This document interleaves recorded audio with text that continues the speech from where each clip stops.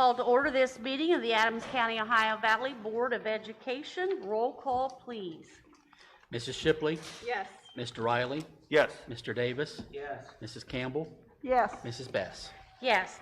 This time, if everyone would please stand for the pledge to the flag. I pledge allegiance to the flag of the United States of America and to the republic for which it stands, one nation, under God, indivisible, with liberty and justice for all.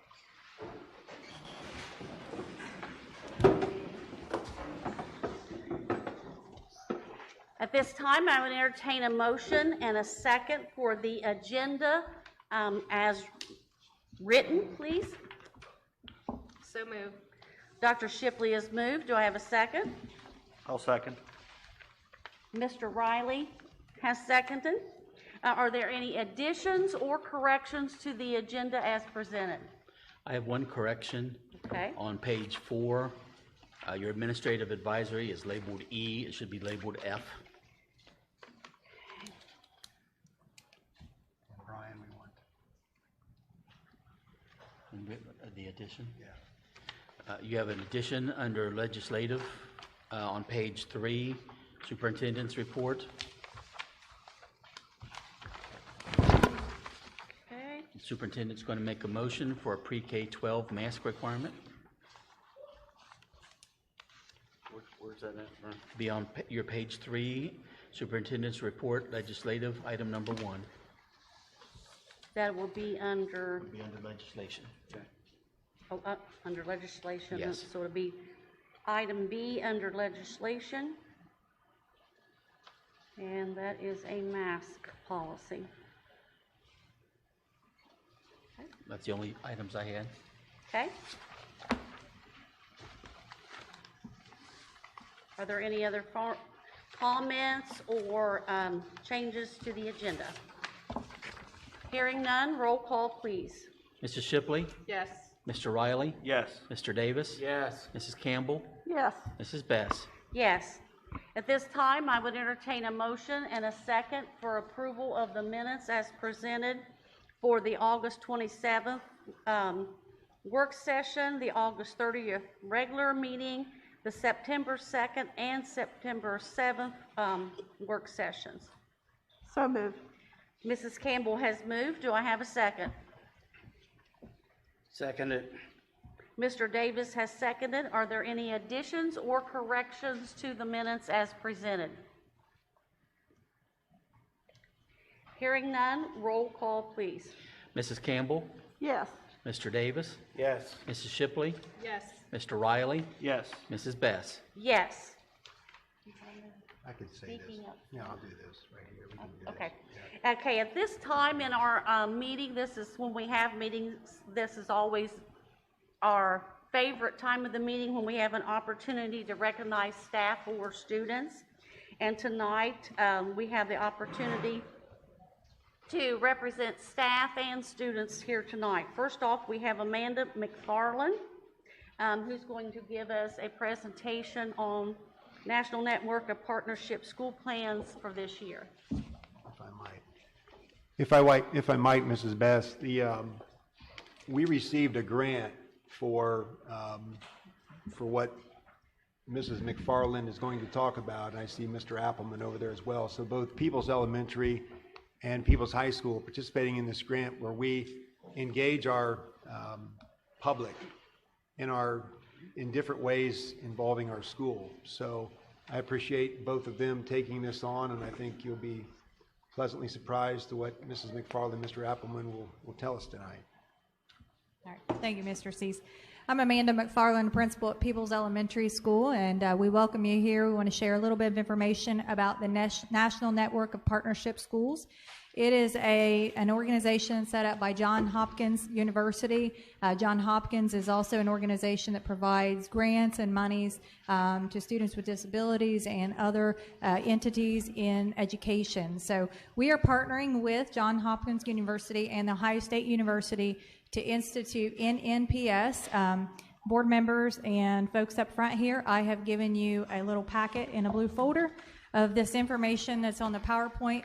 I'm not going to spend a great deal of time going through what's on the PowerPoint, just wanted to share this basic information, and again, it is in your packets, so that you can review that a little bit in more detail later. And then we will get to our plans, because we each have, Mr. Appleman and I each have a building plan that we've put in place and we're working toward fulfilling for the school year. So we're going to go ahead and get started here. This is a little bit of background on NNPS, and basically it's what Mr. C's just said and what I just said. It's through the Johns Hopkins University funding portal, and there are 4 different components to the model. Action team for partnerships, which you'll later see referenced as ATPs, and then a framework of 6 types of involvement. There are 6 types of parental and community involvement that this revolves around. The institution of 1-year plans, which is what he and I are doing this year, and then evaluation of the program at the end. So we are actually partnered up with Southern Ohio ESC. Amy Luttrell is our Southern Ohio ESC representative who's helping us and guiding us through the program, and will be helping us evaluate whether or not we've done a decent job with the program at the end of the school year.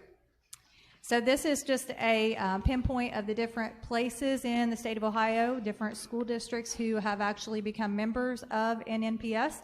So we are of a few select school districts in the state of Ohio who have been admitted and now have plans that are being approved for the program.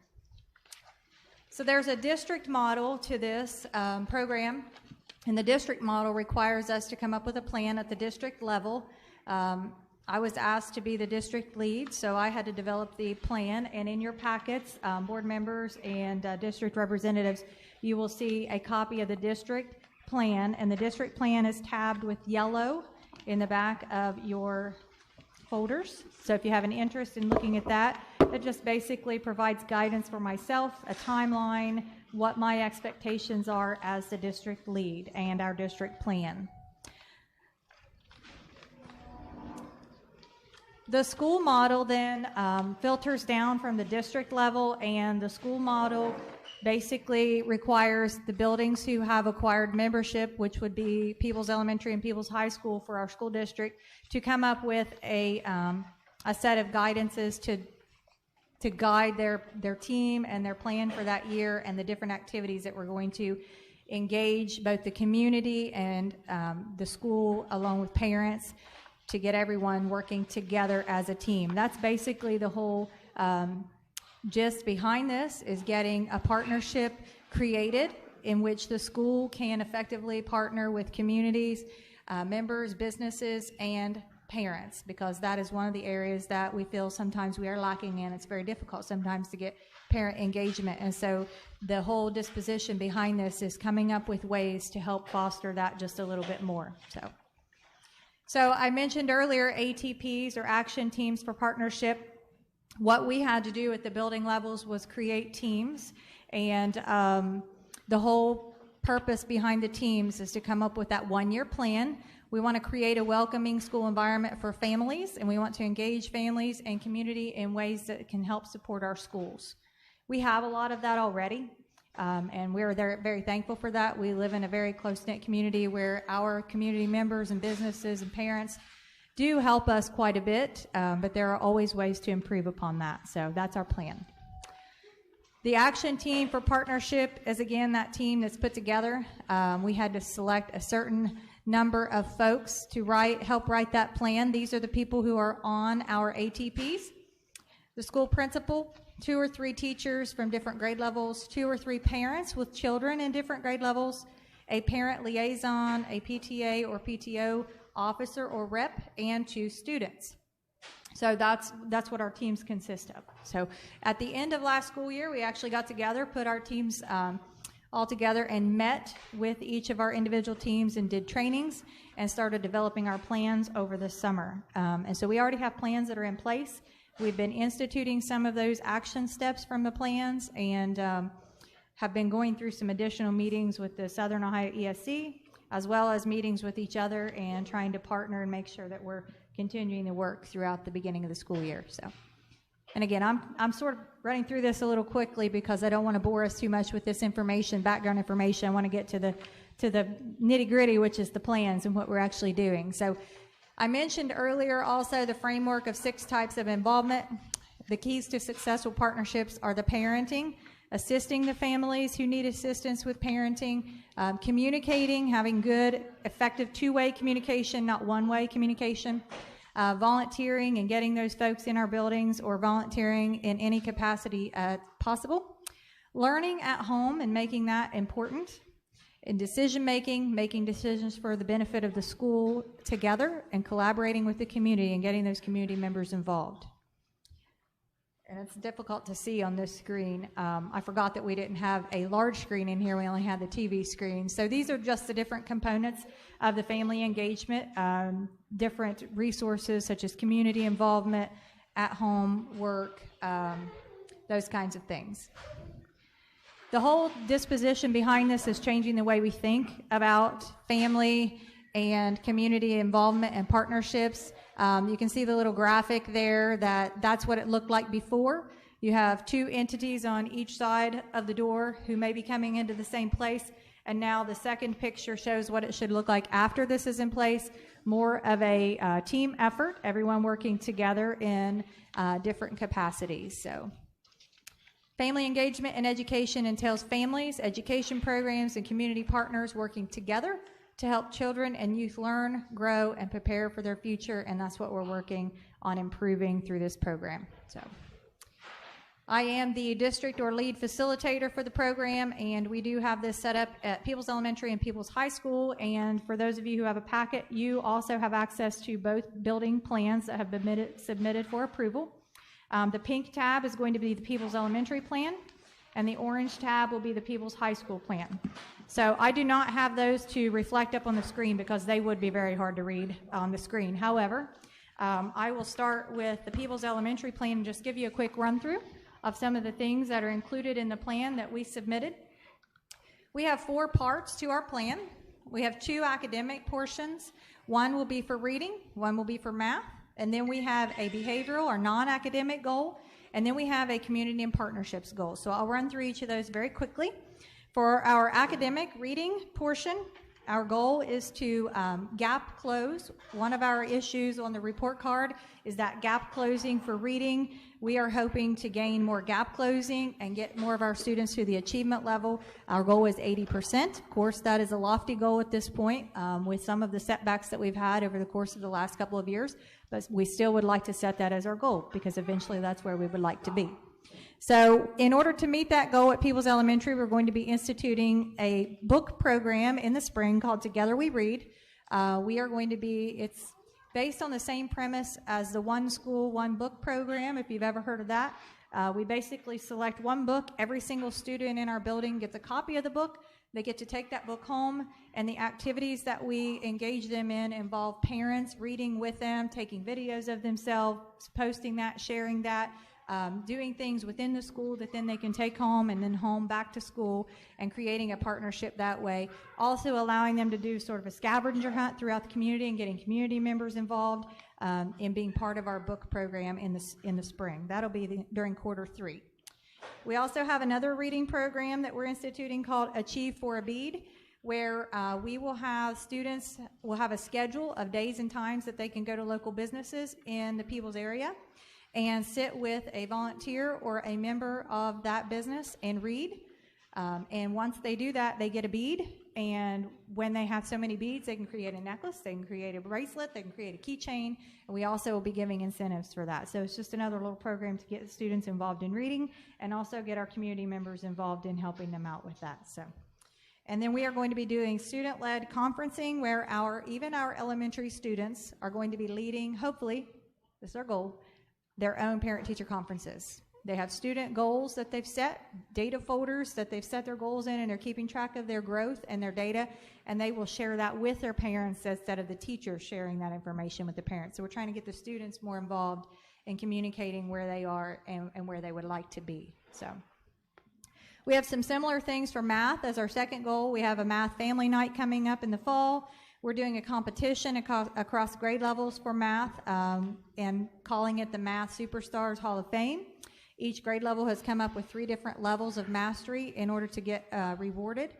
You have to reach each of those 3 levels of mastery, and then of course the top level is a challenging level that kind of pushes them beyond their grade level content. And then again, student-led conferences for math.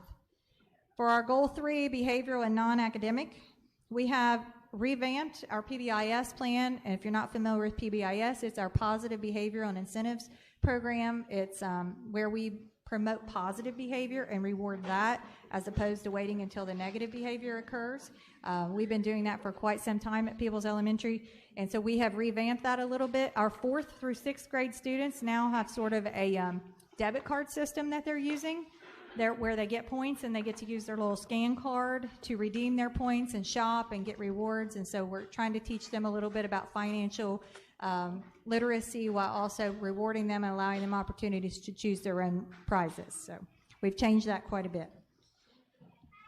And then finally, to develop a climate of partnership, that's goal 4, we have instituted a building-wide punch system for parents, where parents get a punch, a different shaped punch, every time they come and do a different activity. Example, everyone who stopped at our table or came to the classroom and visited on back to school night got their first punch. They got a little heart on their punch card. Everybody got a little cardstock punch card. And once they reach so many punches, they'll receive rewards as a family. At the end, they'll be a part of drawings where they can get big family packets or kits, like a family night, for example, bowling and pizza or something of that nature, where they can be in a drawing for that once they have filled out their punch card. So it's just basically a way to get parents excited about coming in and helping do some things in the school, and in turn rewarding them and their entire family for being a part of that. So we're pretty excited about that. We had a lot of parents stop by our booth and get their first punches because they were pretty excited about it. So we're also doing a Staff Member of the Month program, and we have already shared out our parent engagement changes through a brochure and some information on our social media. So that's a quick summarization, not in great detail. I apologize. It's kind of a quick rundown. I don't want to take too much time. I know Mr. Appleman's going to talk about the high school, of what Peoples Elementary is doing to help foster a better relationship between the school and the parents and our community. So if you have any questions about that, feel free to reach out to me, call me at the school, or email me, and we would be happy to answer any questions or get you involved in any of the programs that we might have if you're interested. All right? I appreciate it.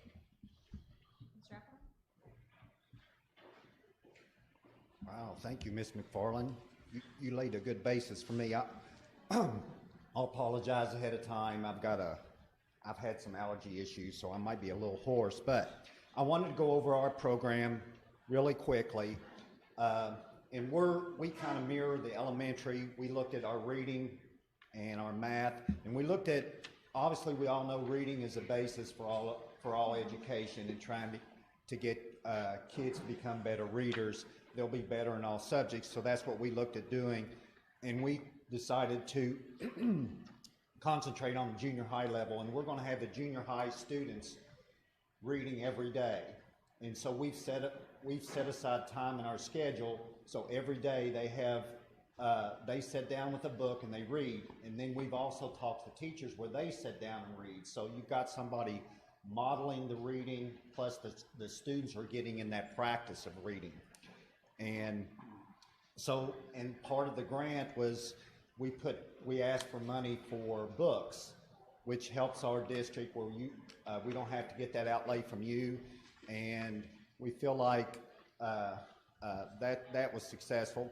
Then the second part of it, we wanted to look at our math scores too, and we looked at it at a different level than the elementary, where math is a little bit more, there's a lot more difficult concepts. So we were looking at, well, wouldn't it be great if we could make some math videos for kids to watch at home with their parents, even, where they could watch some of the videos of some of the homework or something concept that they've gone over for that day. So we looked at, well, could we get a video equipment system set up where we could have that video and then put that, post that where kids could watch that. So that's one of the things we wanted to look at. And then the third thing that we looked at was, communication with the community and the family, and how can we do that, especially in it's difficult sometimes for parents to make it into the schools.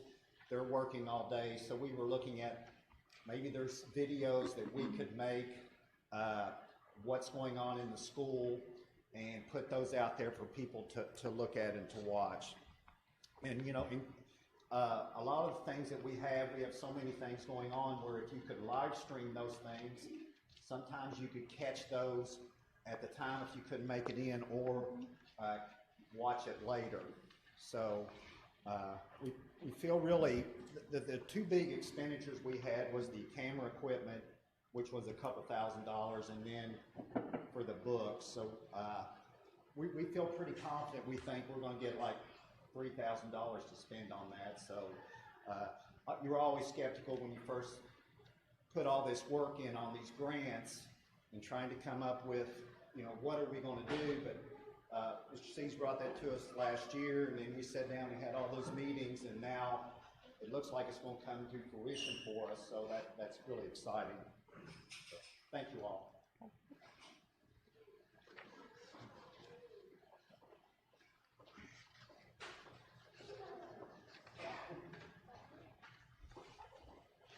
Thank you, Steve. Amanda?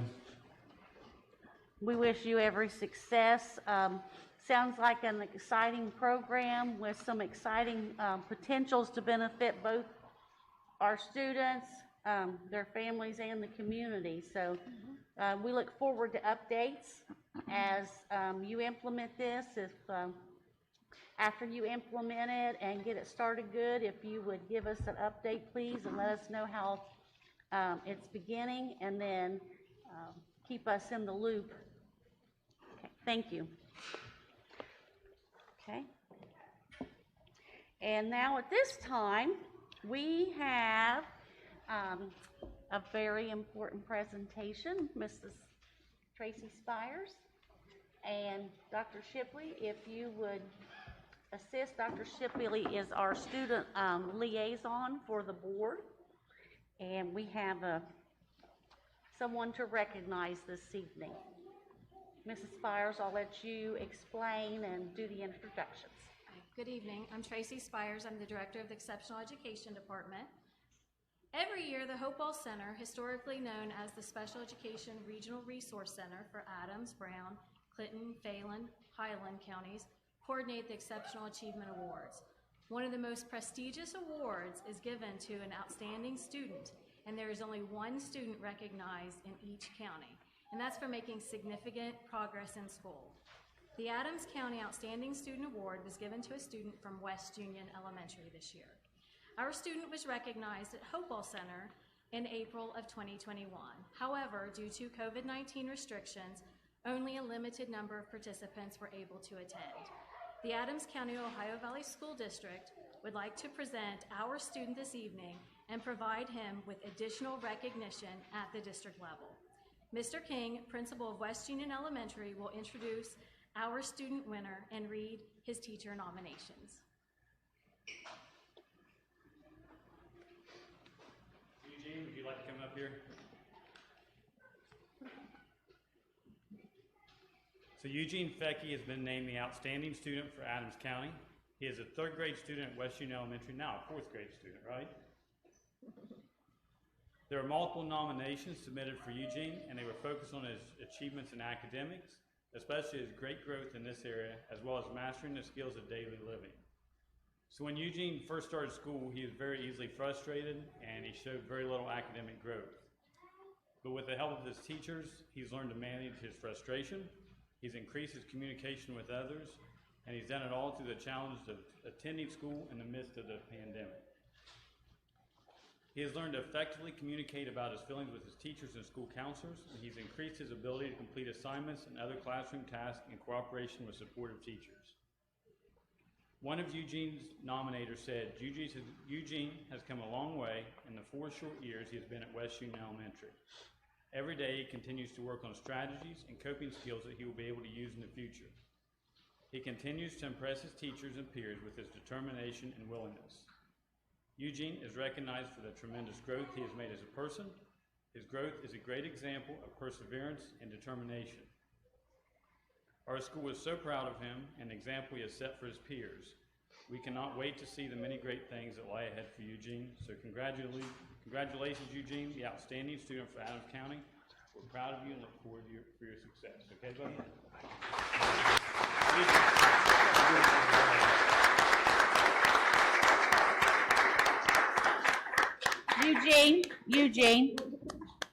Eugene. Yeah, Eugene, we'd like to get some pictures of you, please. And your parents as well, if you would like to join.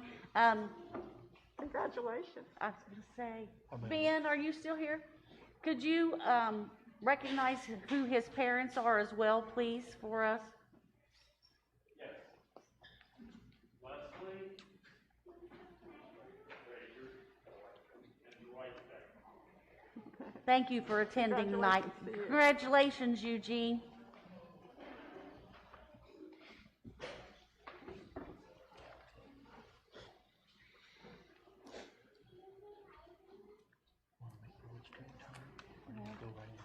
Going to go for the policy. Okay, the next portion of our meeting is hearing the public. While we're waiting on Mr. C's to take that picture and come back, we do have several requests tonight, and as such, I'm just going to kind of go over some of the things that are in board policy and rules on the hearing of the public. Each person addressing the board shall give his or her name and address, so state your name and address before you speak. And each person is allotted 3 minutes for a total time of 30 minutes. During that person, nobody can speak twice until everybody's had an opportunity to speak. And persons desiring more time, if you speak your 3 minutes and we have more than 10, or if we have 10 and someone spoke at the beginning and says, oh, I really feel the need to speak again, we would ask that you follow the procedure to be placed on the regular agenda. That way we know and the reasons for the time is for time allotment, to keep the board meeting and the business of the board going. And we can extend it by a majority participation of the board if we see a need. Like if there's only one person left to speak, we can go ahead and allow that 11th person to speak 3 minutes. There are agendas. I don't know if everyone had an opportunity to get an agenda as you walked in the door, but there are packets there on the table if you would like one. And Mr. C's, would you like to say anything before we started having people come to speak, or would you like everyone to speak first? No, I will address the audience a little bit later on, so Okay. I want to hear what everybody has to say.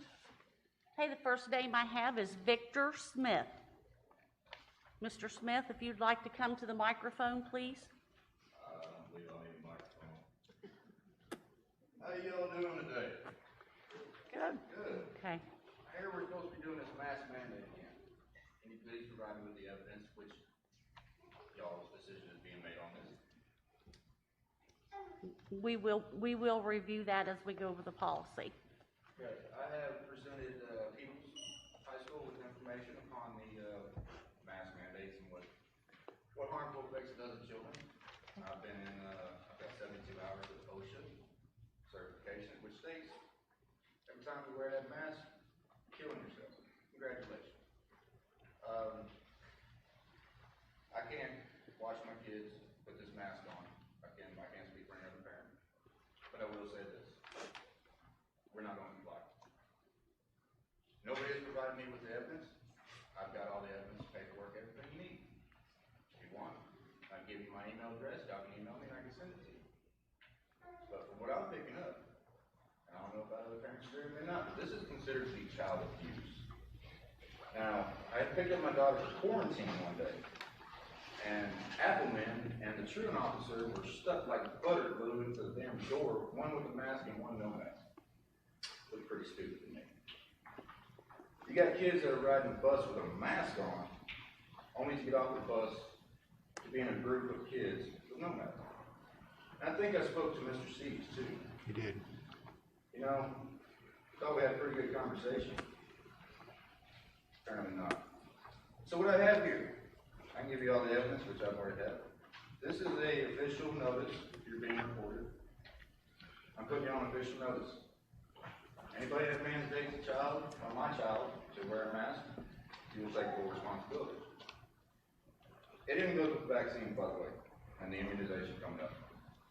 I don't know when y'all became my kids' parents, but you're not. So, under law, legally, lawfully, we will not comply. You do as you may, speak as you want. Come on after me.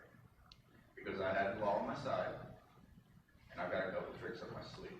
If you do not sign this paper, you are hereby negligent, rejected, whatever. You're abusing my child, and it's over. It's all stated in here. I will put it on the recorder of the county recorder. I've been peaceful. I've been cordial. Last year, I sent papers. Nobody answered. Spent the whole summer researching. Unlike some educators, only to come out with another. Your child's in quarantine. Well, so nobody has never answered me the question of how. Where's your evidence? Because I'm going to put it this way. And it's going to sound mean, Okay. but I'm done. Either prove it or you're liars. And if you're a liar, I can't trust you with my kids.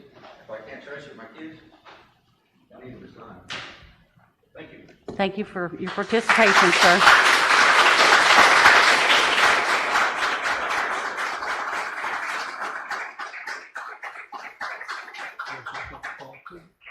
Rebecca Crawford. I typically watch online, but I felt like tonight I needed to be here. Oh, I'm sorry, Rebecca Crawford. I live on Marina Crawford Road in Seaman. My child's 8. He goes to North Adams. We love the district. We love North Adams, but I do not want my child wearing a mask all day. He does not want to wear a mask all day, and I feel like it's bullying my child to make him wear a mask.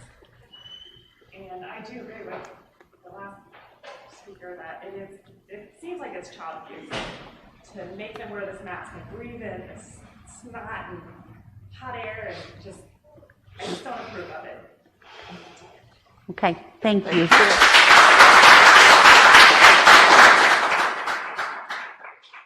I apologize ahead of time for names that I mispronounced. Believe me, my first name is Charvelina, so I've lived with that my entire life, so I will apologize. Christina Amian. My name is Christina Amian. I live at 131 Broadway Street in Seaman. I also have an 8-year-old son. My son has ear issues, so the masks really bother my son. It causes him anxiety. He does wear the sleeves. It helps a little, but it definitely causes anxiety. He wears it for 1 hour to go to occupational therapy a week, and it is a very stressful time for him. They can't accomplish the things they would like to accomplish because we're worried about the mask. So if we're worried about it for 1 hour at OT, I worry about how his education is going to go with him wearing a mask all day. I understand that we want to keep the kids safe, but I also worry about the fact that if he wears a mask for a whole nother year straight, how's that affecting his immune system towards other communicable diseases? Okay, thank you.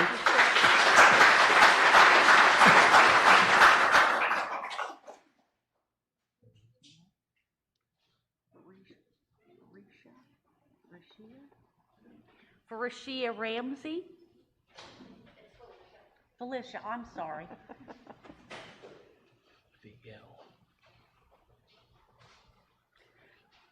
Hello, I'm Felicia Ramsey. I live at 47 West 5th Street in Seaman, Ohio.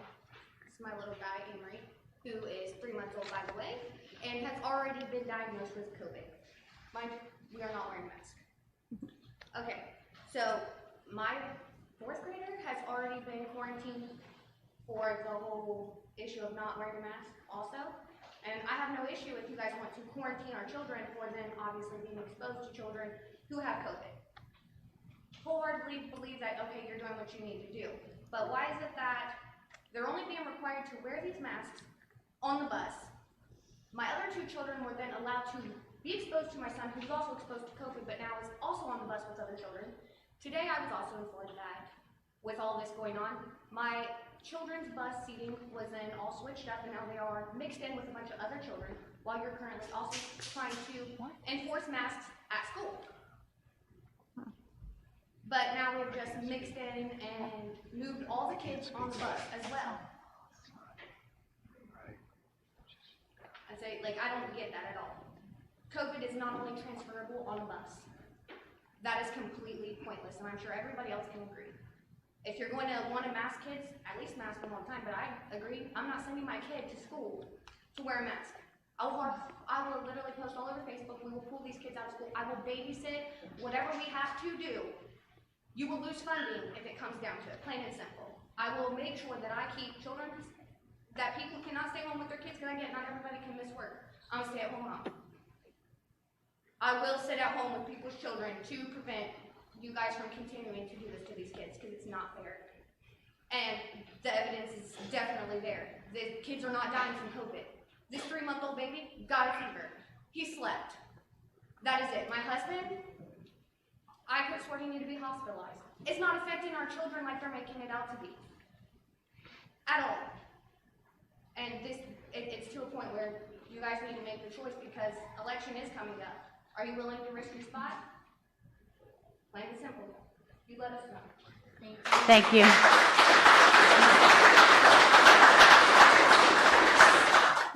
Sarah Bales.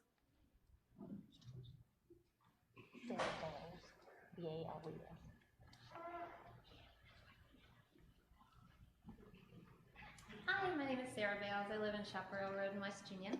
I have a 13-year-old that goes to North Adams and a 12-year-old that goes to West Union, and a 7-month-old. I also do not agree with the mask mandate. It causes, as somebody else said, severe anxiety for the kids. It's dirty.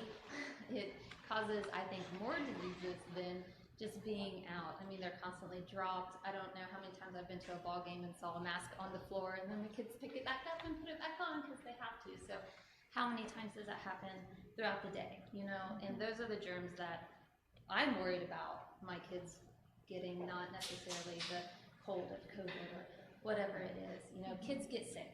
Kids are, it just happens. And they're supposed to, and we did, and we survived. And I think that should be a choice. And if they choose to wear them, then that's awesome and that's great. And if they don't, then they don't. But it shouldn't be something that is constantly taking away from their education, which in Adams County is already lacking. So I think that we need to focus on educating and not trying to be their doctors or do any of that. And then when it comes down to quarantining, which my 13-year-old was just told today that she has to quarantine because somebody that she was possibly around last Thursday tested positive. She's not sick. She hasn't been sick. If she was going to get sick by now, it would have already happened. So, you know, she has to miss volleyball all week and school all week, which is more important, and then possibly cheer competition with us next week, which I know sports is not our main concern, but to a 13-year-old girl who is already going through some personal issues, that's all they have. You know, that's the one thing that they have, and now it's being taken away because they might get sick. Now, I understand if she does get sick, like, I'm not going to send her to school. I'm going to keep her home. And I understand some people don't do that. But I don't think that she should, or any kid should have to suffer or be taken away from things because something might happen. We might all pull out of here and die in a car wreck. You know, that doesn't mean we're not going to go drive. So I just want what's best for the kids, and I think it's not masks, and I think it's building up immune systems, and I think that the quarantine thing really needs to be worked on. Send them, you know, if teachers can have their kids sick at home and they still get to go teach every day and they check them for symptoms every morning, why can't we do that to our kids that have possibly been exposed in the same way and still let them get an education? Even if they have to stay in a room, you know, these are the possibly exposed kids here, you're in one classroom, but they still have their work and they still get to participate in anything until they show symptoms. That's what I would like to see. Okay, thank you. Thank you.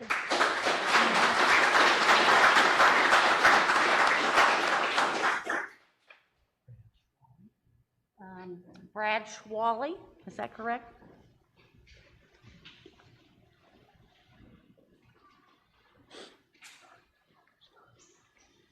My name is Brad Schwale, and I live on Wheat Ridge. I'm just going to say I agree with everything that everybody else before me just said, so I'm not going to reiterate the same concept over and over. But what I will add is, as far as the masks and all the other guidelines for COVID, our main concern is their safety. Our main concern is their well-being. Well, I'm going to enlighten you on a situation. Last year, I have a daughter who was 6 years old. Now, she was in first grade. Her teacher was Mrs. Cunningham. She was not allowed to read AR because she wasn't ready. However, she had already done so the year before. There was no communication between the teacher or us. We had a meeting with the school. We have a meeting with the school. The teacher feels like she's walking on eggshells. Upon the school year ending, we just had a baby this summer. So upon the school year ending, after previously being told not to eat fish because they poop and pee in their own water, not to crack your fingers because you'll get arthritis. You know, after the school year ended, we were talking about our baby one day, and I said, as a joke, whose idea was it to have a baby anyways? And a 6-year-old looked me dead in the eye and said, well, yours and mom's because you had to have sex to have a baby. I said, where'd you learn that? Mrs. Cunningham. So is it really about the kids' well-being and safety? Because there was never any action taken. The school wasn't made aware of the comment about the baby. But after the first meeting and no action was taken, what's the point? It's not about the safety. Quit bullying our kids. Thank you.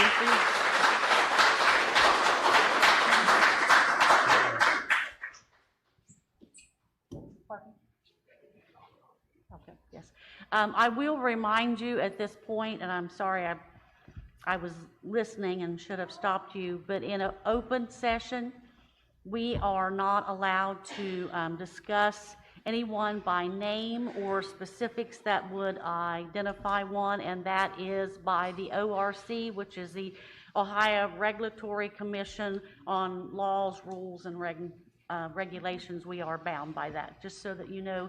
We cannot respond to you, sir, on any of those issues at this meeting in a public forum. Yes.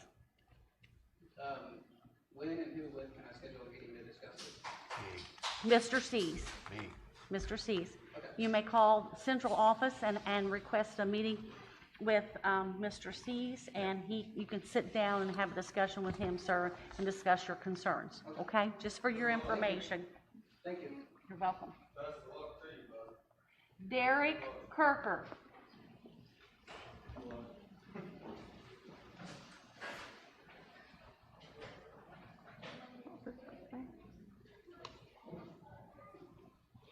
My name is Derek Kirker. I live in 247, Seaman, Ohio.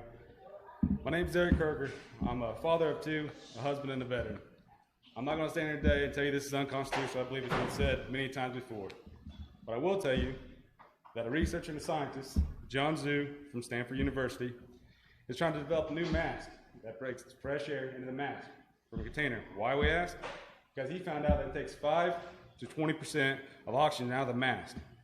Doesn't sound like a lot, right? What does this cause? Hypercapnia. This is an elevated amount of carbon dioxide, which could result in headaches, dizziness, seizures, and extreme cases of COPD and enlarged heart.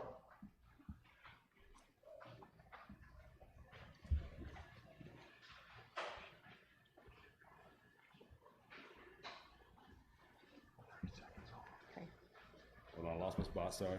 Although this may seem like a low percentage, like being harmed from COVID, without previous medical conditions, I am here to say that this could and will result in physical harm to our children and also mental harm to our children. If you choose to send your child to school with a mask, that is your choice. That is your doing. Where's our choice? And if you pass this motion and adopt this, remember, you are an elected position, and your name will be remembered, and you are the largest tax-based business in Adams County. Please take this into consideration. Thank you for your time. Thank you, sir.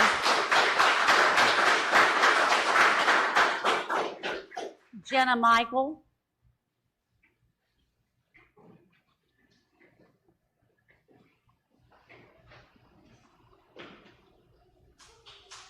Hi, I'm Jenna Michael. I live at 105 Smart Road in Seaman. I have 2 kids at North Adams Elementary, and I am here to express my concern for the mask mandate. Okay. I feel like God chose me to be their parents for a reason. I can choose whether to put a mask on them and send them to school, or not to put a mask on them to send them to school. I feel like there are lots of things that masks are harmful to the kids. I feel like they're dropping them in the bathrooms and picking them up and putting them on their face. They have a snotty nose and it's coming out on the masks. I think that's beyond disgusting. I think that we need to work on their immune systems. I think that we're not having numbers on whether your kid's giving my kid's strep. We're not keeping track of those numbers. I don't think we need to be keeping track of COVID numbers. I think the whole process of quarantining healthy children is a waste when we need to keep them in the schools. I think that there is lots of things wrong where everyone is just listening to the TV, and that we need to do what we feel is right with our heart, and we don't need to be putting masks on kids. There's no reason to. They're not getting sick. My husband and I had it in December. My kids never ever showed symptoms. I did the responsible thing and kept them home.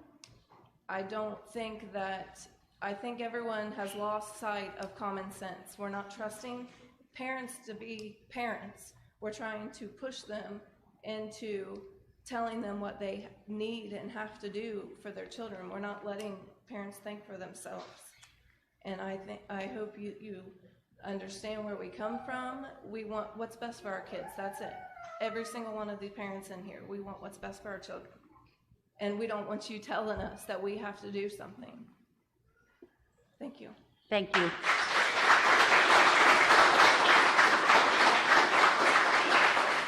Tabitha Mayheon. My name is Tabitha Mayheon. I live in Cherryfork, Ohio. I'm here today because the school board needs to know, like, you guys are not preparing for our kids. We have them, we pay for them, we provide for them. If they're sick, we'll keep them home. If not, then they'll go to school. My kids were failed by the system last year, the whole school board. I do not believe in that. I will not wear one. I'm not. My kids will not comply. And last year, we took our kids, we did virtual learning. The school board didn't even have set up for the kids to start virtual learning the first day. So we were like 2 weeks behind. Then I have custody of my 3 nephews who have learning disabilities. Then they require us to set extra long hours with them to make up the time that they were lacking of, not us. We were prepared and ready. This year, that will not be an option. My kids will be removed, and I will homeschool them myself if I have to. I don't care. If you can show me medical proof, not stuff that everybody else shows you, show me hard facts. I believe COVID's real. My kids are not going to be scared into doing what everybody else says is okay, just because that just followed out the rules. No, quarantines don't work. If your kids are healthy, send them to school. My son got quarantined for being in a classroom with somebody else, and I said, okay. They didn't call me the day that supposedly he was exposed. So the next morning, like every other morning, I'm a responsible parent. He gets on the bus, goes to school. They call me at 1 o'clock to come get my son because he was exposed to COVID yesterday. Mind you, he rode the bus with all these other kids, in classroom with all these other kids. So whenever I got to the school, I asked to speak to somebody. Nobody was there to talk to me. Nobody could talk to me. They couldn't find one principal. Nobody. All the nurse could tell me was the same old COVID stuff, blah, blah, blah. For something that has 98% recovery rate, we didn't shut down the school or make everyone mask up whenever flu A and flu B was going around. Did we? No. We sent our kids to school, and they got sick, The classrooms were almost empty, and everybody made sure the school was still open. But now they're wanting everybody to send their kids to school in a mask or stay home. Healthy kids don't need to stay home. They have an immune system for a reason. Let them build it up. Like, this is uncalled for. You guys have a place, we have a place. If you're not paying for my kids, don't tell me what to do with them.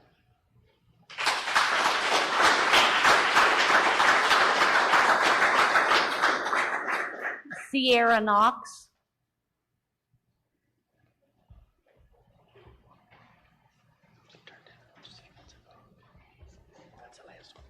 My name is Sierra Knox, and I have a 5-year-old that goes to West Union Elementary. My situation's a little different than the mask. I don't agree with the mask, no, but I don't want to put my personal information out here, but I have to. My kid's 5 years old. 5 months ago, she lost a very important person in her life. Her papa. She was very close to him. She is going through separation anxiety with me. She is scared to death that I'm going to drop her off at school and never return to get her. She does not know how to process his death right now.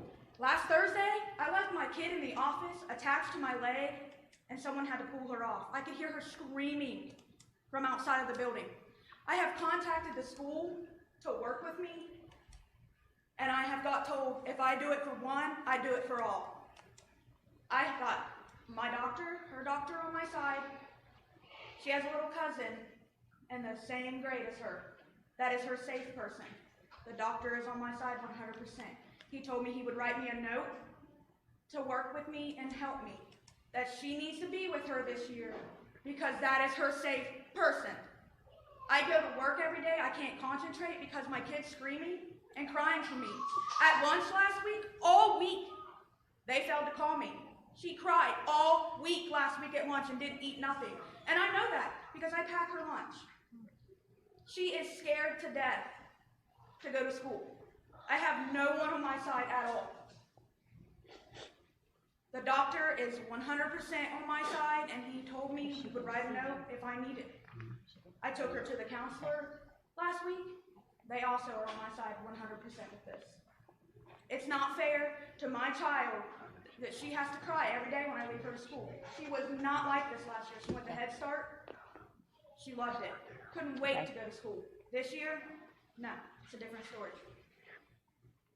Ma'am, I feel, ma'am, may I ask, have you met with the principal of that school? I have called him, and I get told he is not concerned because it's not affecting her learning. Everything my child went in learning, she learned from Head Start. They're 4 weeks into school. They don't know if it's affecting her learning. Okay. I've called Central. My husband went to hit Central. I can't get no one to call me back. Okay. I would ask that you would call Central. Mr. Cease will get back with you and we'll set up a meeting with you to address your concerns. Thank you.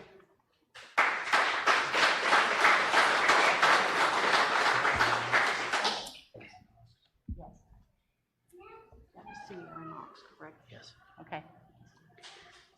Sierra, if you would, before you leave, is your contact information on your request form? Just my addresses. Okay. If you would not mind taking this form and also attaching contact information and leaving that with us, please. Thank you.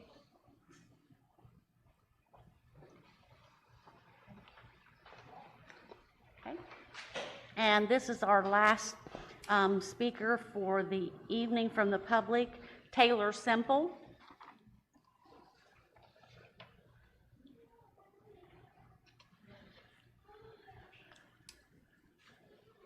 My name is Taylor Semple, and I live on Tammy Road in Winchester. My only thing is that, so when my son was young and he went to preschool, he was sick a lot. And when I spoke to his pediatrician about it, he had told me that it's sick now or sick later, that they need exposure. And we're not giving them that. And you can even do the research and look it up yourself that the rise of other respiratory illnesses are very high this year. And I truly believe it's because we are keeping them from their friends and we're putting masks on them and we're not letting them be kids and we're not letting their God-given immunity system take care of them. And that when we finally do come to a point that we don't mask them up, they are all going to be very sick, and we'll be doing this for a different reason. I want to know how many kids that have to quarantine during the 2 weeks actually end up sick. Those who had exposure and had to stay home, how many of them tested positive? And my next thing is if we always talk about wanting to keep them in school, yet the perfectly healthy have to stay home. And I don't agree with that. If you want them to wear a mask for 2 weeks while they're at school just to be safe, I can back that up. I think they need to be in school. And I can support that, but what I can't support is making the perfectly healthy stay home and they're missing out. I can't support that my kid's not playing with all his classmates. And I feel like we're making a generation of germaphobes who don't want to hug their classmates, who don't want to be good friends because they're scared to death. And if anything, they're the strongest against this. The kids are so resilient, and yet I feel like we are just affecting everything that they're doing. But like I said, I'd like to know how many kids actually end up sick and in that time period. And I'd also had some other questions. And I also agree with the fact that I know that when my child comes home, when he wears a mask, it's filthy. It's covered in dirt, it's covered in grime. He's dropped it on the floor and sticks it on his face.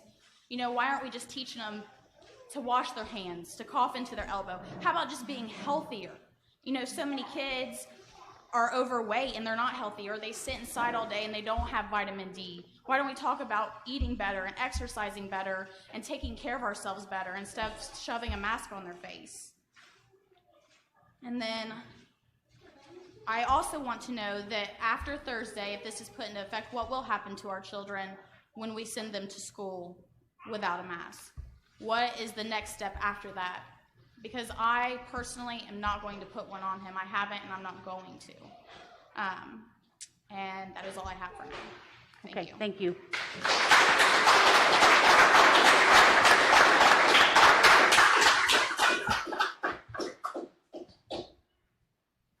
Okay, so that for those of you who are not familiar with board meetings and the way in which board meetings are conducted, I want to let you know that we do have the treasurer's business and report, which comes before that. Will take a short period of time for us to take care of that business. Then we will be to the superintendent's business report motion of the meeting, which is where this policy and open discussion will come. Okay, so at this time I'm going to entertain a motion and a second for the items listed A through E under the treasurer's report and business. So moved. Mr. Riley has moved. Do I have a second? Second. Mrs. Campbell has seconded. Are there any questions, comments, or concerns involving A through E at this time? Mr. Schweitzer, if you could give us a brief review, please. We're 2 months into the school year on the financial side. We're well within what we projected at this point.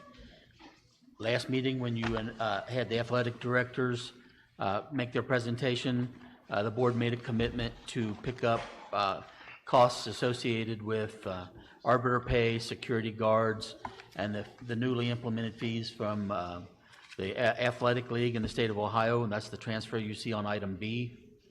And then item E is a scaled down contract where we are only hiring 2 SROs through the county this year. Since back in August, you hired an SRO that's a board employee.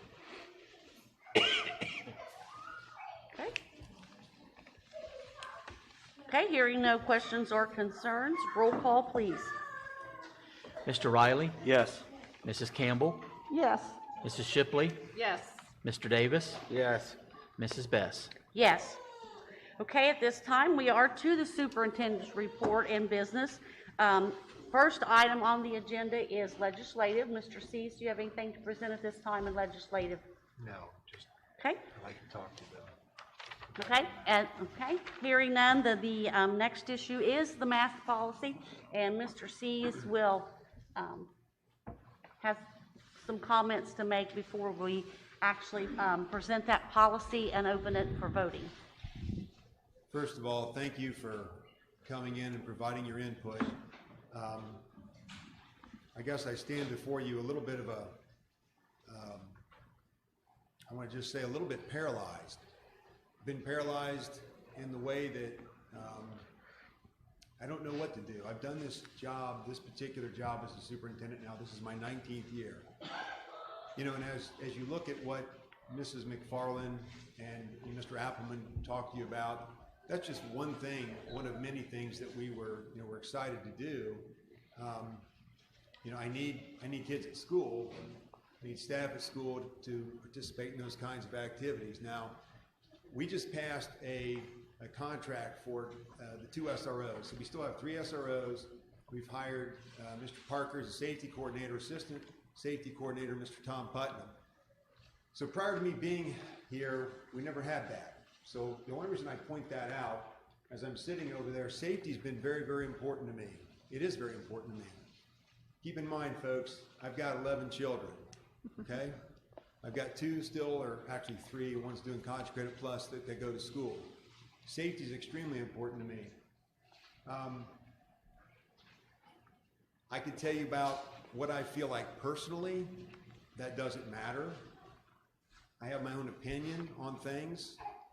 But what I need to tell you today is that the rules that we have to play by are very, very frustrating. That's why I feel, as a superintendent, a little bit paralyzed. I'm not sure whether to go right, left.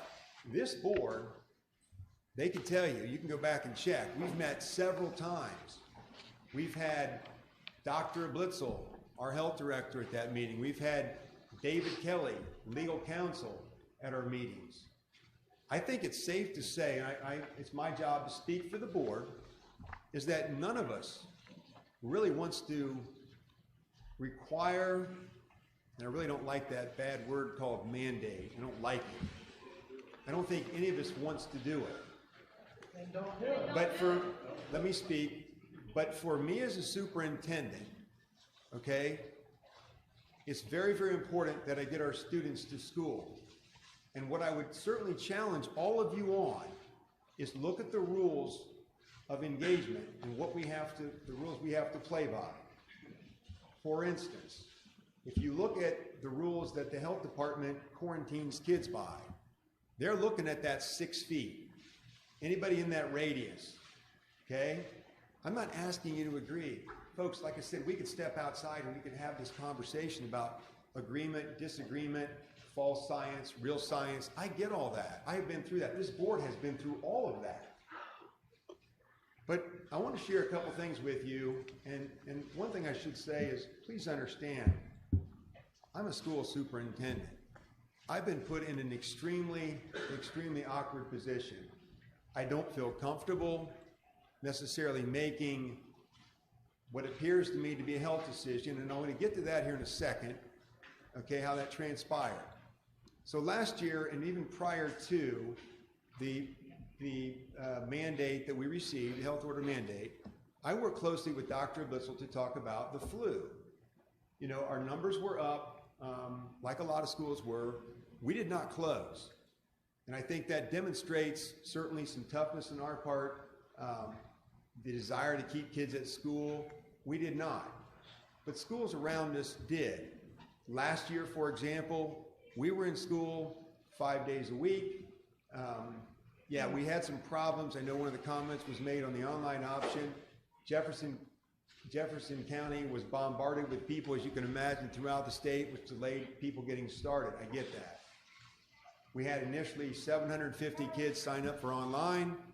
Slowly, as things started to fall off, kids came back to school. I think we share in a commonality here. I know you love kids. I love kids. But when I started off by saying paralysis, you know, I know it real well, personally as well as professionally. So let me share a couple things with you. There was a letter, I believe, that was put in the People's Defender, and I know it was sent to me by Dr. Blitzel. It's called "We Thought It Was Over." And he talks about, you know, the experience of the Delta variant. As we are seeing in Adams County, the Delta variant spreads easier and faster throughout the community. Now, he's a health director, he's a medical doctor, I'm not. And I understand that there's perhaps many of you, and perhaps some of us, we question the things that we're reading. But the one thing that he said in there is that the solution will require the efforts of the entire community as well. If we want our children in school where every child experts agree they need to be, we need to start wearing face masks while indoors in public places. Face masks should be common as textbooks and pencils in our schools and be worn by children and teachers throughout the school day. Now, I, like this board, understands what that means. I'll get to that here in a second through some survey results. For instance, today, I get reports from Doc every week. You know, our numbers are, if it means anything to anybody, we've had 220 cases in the last 7 days of positive cases of COVID. So to establish what I thought I already knew, I think I know the public. I think there are many people that I've spoken to. We did a survey, and in the survey, I asked for the staff to weigh in on that.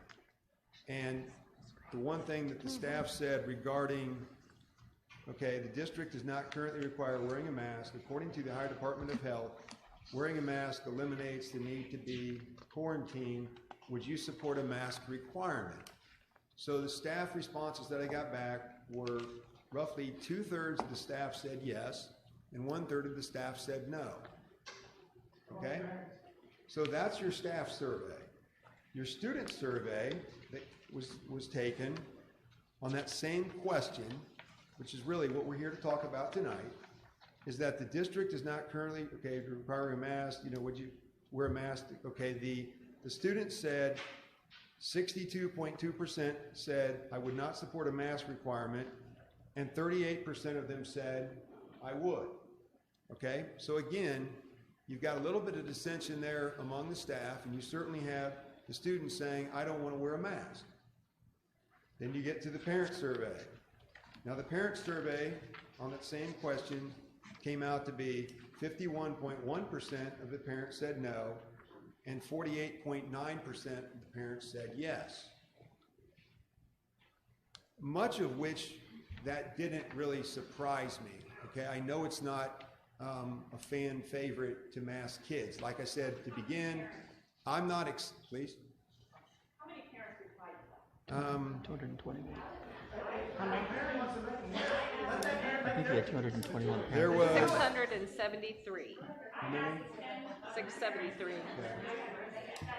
Excuse me, Okay, let me. excuse me, if we could answer one at a I time, please, just- here, Mr. Cease. Dr. Shipley could, so that everyone may hear, I believe you have the exact number of how many people took the survey? It just says 673 parents. Okay. Right. But we know There that are it's not, 3,700 kids okay, in the district. 50% roughly are saying they don't agree with it, and roughly almost 50% said they do. So I get this is it's always going to be a toss-up, okay? And I realize that 50% of the parents aren't here tonight to maybe take one side, and 50% aren't to take the other. But here's what's alarming to me, to cut through all this, and this is where I guess you could say I got a little less paralyzed, because my job has always been to try and keep students safe. My job has always been to try to get my administrators, my teachers, the people that I work with, what they need to educate your kids, okay? Clearly, from the numbers I'm going to share with you, now these are fresh from the health nurses. Now understand, when I say this, there's 3 pods, or there's 3 groups. There's the North Adams High School, North Adams Elementary, Peoples High School, Peoples Elementary group. And that's, I believe that's Lori Hupp. She deals with that group. She's the healthcare nurse. Then we've got Jody Stapleton, I believe, that works with West Union Elementary. And then we have West Union High School and CTC is worked with by Desiree Mitchell. Okay, so those are the healthcare nurses. By the way, we hire all of our nurses. We have medical aides that we have, but our nurses are hired through the health department. So when I got the numbers back today, these are the kids that have been medically diagnosed COVID positive since the beginning of school. Now that doesn't mean much of these kids didn't happen here at school, but it happened somewhere in our school community, which is where the problem is, because they bring it in, and when they're sitting in the classroom and they find out that that kid was COVID positive and they start looking at seating charts, that's when there's quarantine. So elementary, For the North Adams group, People's North Adams group, 113 kids have been positive. For the Ohio Valley CTC, 27 kids have been positive. For West Union Elementary, 29 kids have been positive, and for West Union High School, 24. Now, when you look at the number of quarantines, this is when I probably about fell out of my chair, because I totally agree with many of what you're saying about very healthy kids being quarantined. But guys, that's not my jurisdiction. I don't get to make that choice. So when you look at the number of quarantines at North Adams High School Elementary, People's High School Elementary, there have been 526 students quarantined. Mr. Out of what? I don't know, I have to do a rough 700, 400, 1,100, probably 400, 800, probably about, what, 1,900 kids maybe? Is that about right? Yeah. So I had 526 kids that have been quarantined from North Adams High School, North Adams Elementary, People's High School, and People's Elementary. I've had 161 quarantined at the CTC and West Union High School, and I've had 176 kids quarantined at West Union Elementary.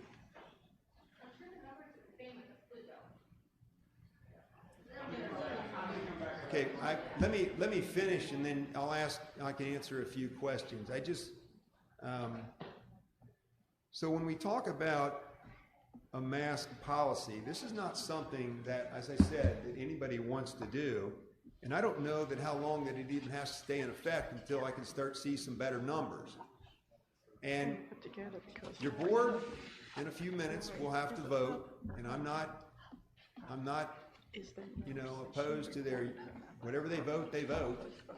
But I just want you to know that there are situations where kids do get mask breaks at school. I'm sure you know that. They go out in the hallway and they flip their mask off. They go walk down the hallway. The real concern we have is when these are the rules we're given. Not that you agree, because I could sit here and have that discussion with you about what's stupid and what's not stupid. Trust me, I've gone through it. I rolled it in my head every night. I know much of which doesn't make sense to anybody. Keep in mind that on September 14th, the governor of the state of Ohio had a press conference where superintendents were invited. And he basically said, superintendents, boards of education, you need to mask your students. So this is the governor of Ohio. He has chosen to not do it. I know there was legislative action that basically kind of crippled the governor to do that. So he'd ask us to do that. I know that I could say a lot more, folks. It's just one of these things where it's just a very difficult option for me, because I hear what all of you are saying. I just have to get kids to school, and those numbers really alarm me. So the Board of Education, myself, whether it be Dr. Blitzel in a meeting or Mr. Kelly or whatever, we've met several times, and I've got to try to do better, because I want to educate your kids. I know what an education can provide them. I've seen it. Been here 7 years, and I can see what a good education can get a kid.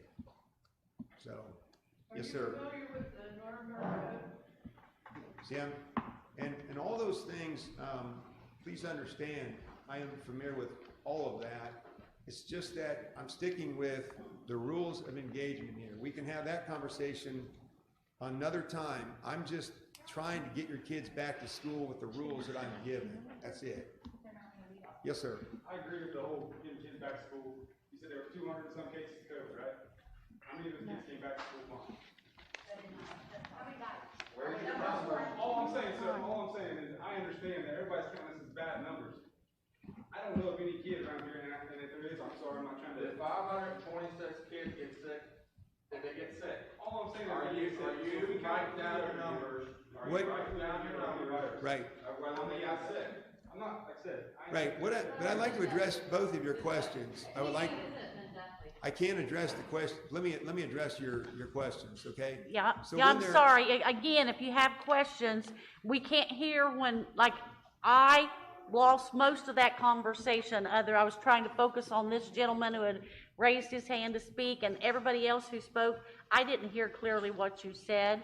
So if you will, let us address you one by one, we can hear you and you can be addressed appropriately. Right? There's 500 kids that got penalties. 26 is what I said. Okay, so there's 200 kids. Out of those 200 kids that pop positive, not even quarantine kids. How many came back to school?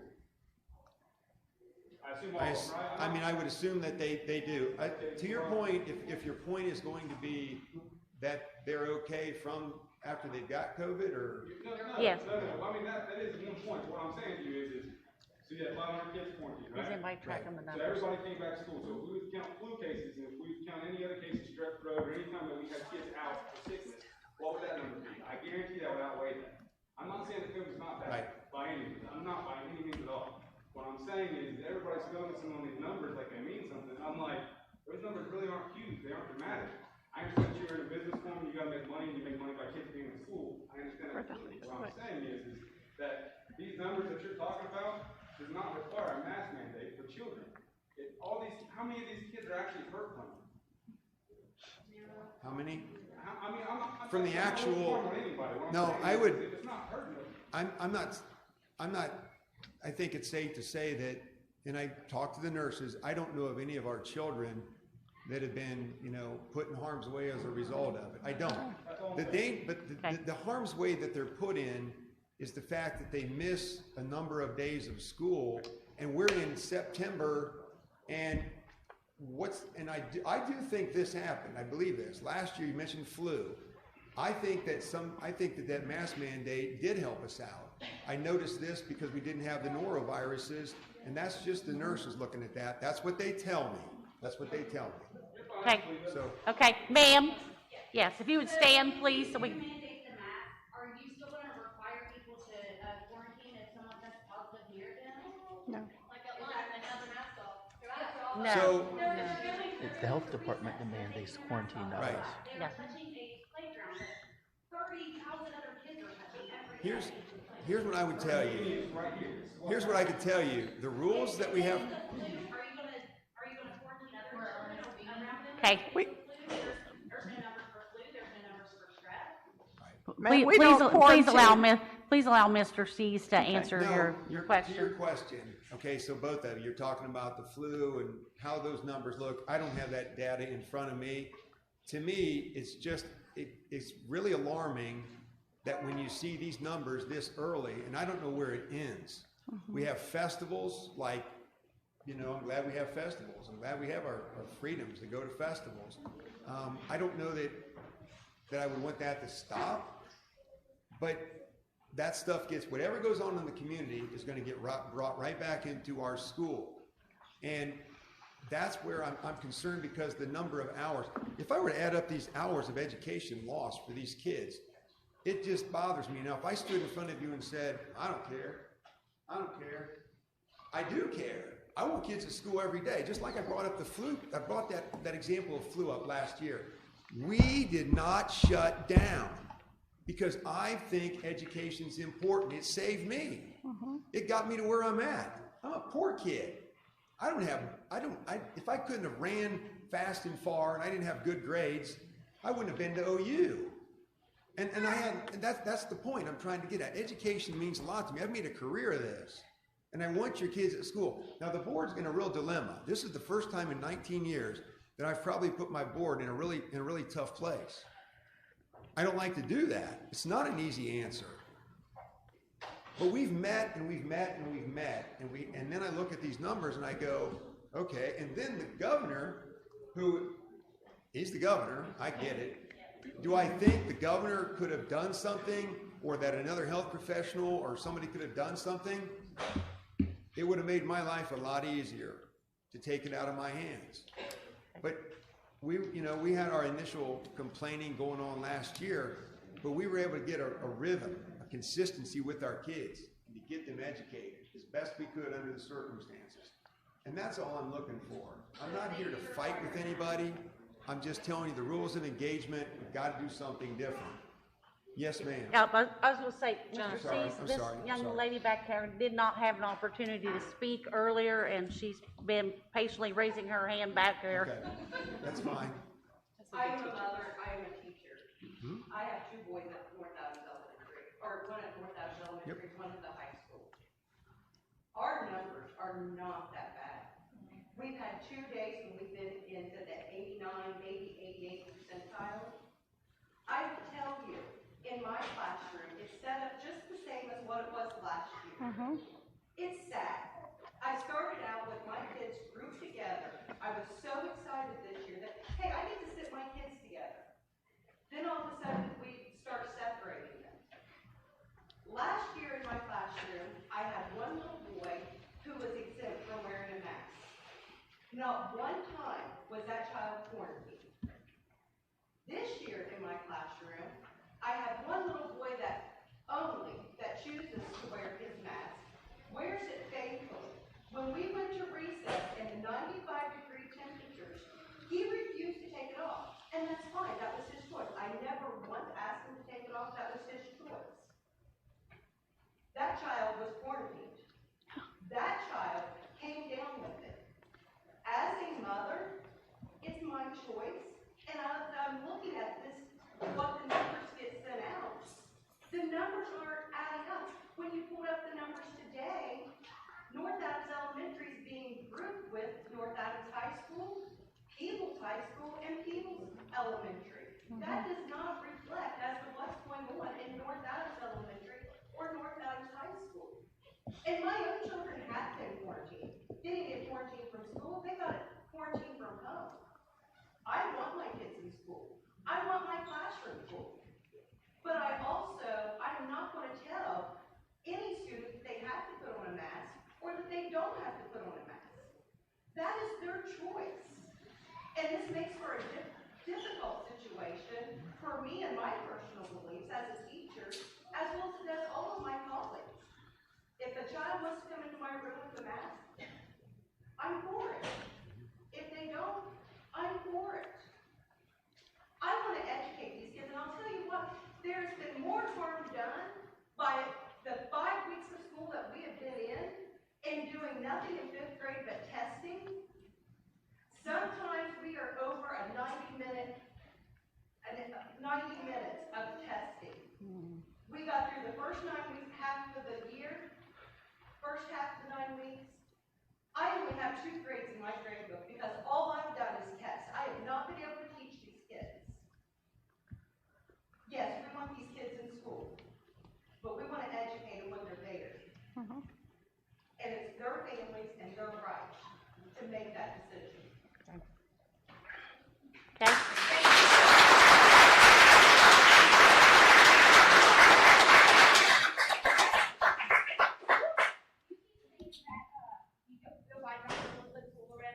He's not my kid's doctor.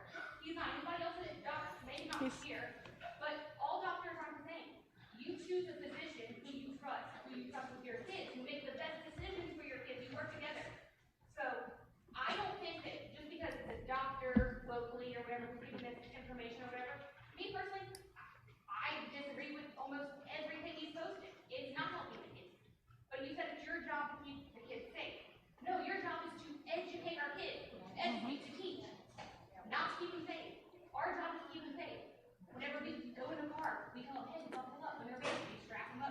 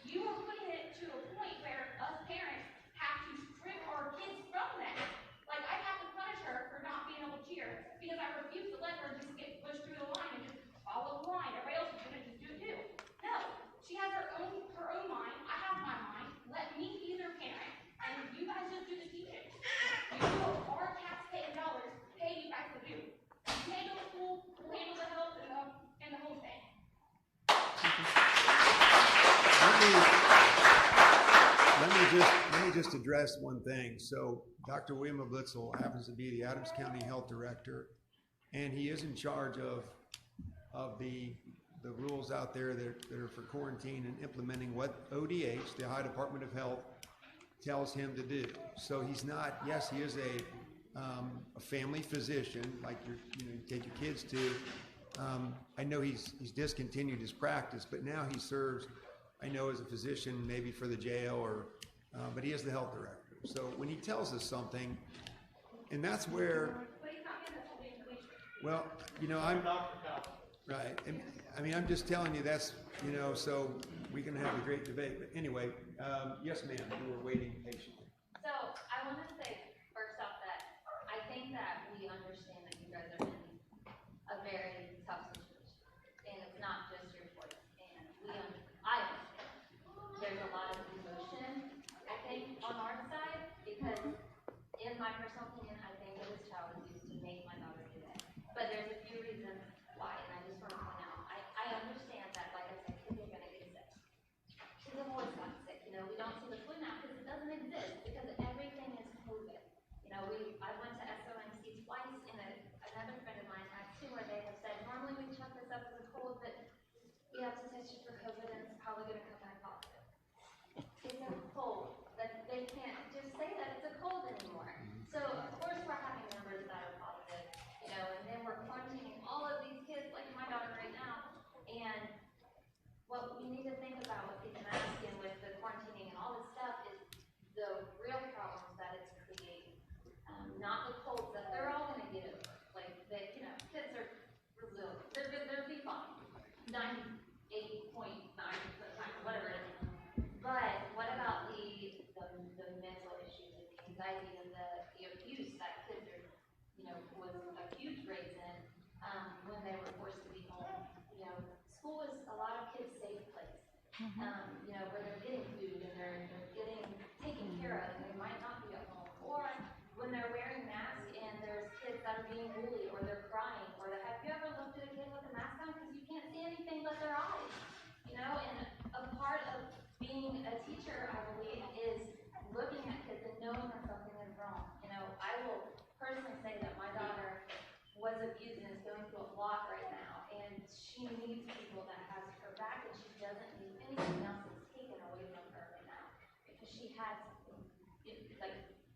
Like other kids, they're going through other stuff, and mental health right now is huge for kids, because Yes. it's popular to say you're going to kill yourself and blah blah blah. And kids are dealing with that stuff, so we don't need to give them something else to hide behind. It's not just the fact that they can't breathe through it. And I will say I couldn't breathe through it. I was 9 months pregnant wearing this mask, and it was absolutely awful to walk through Walmart.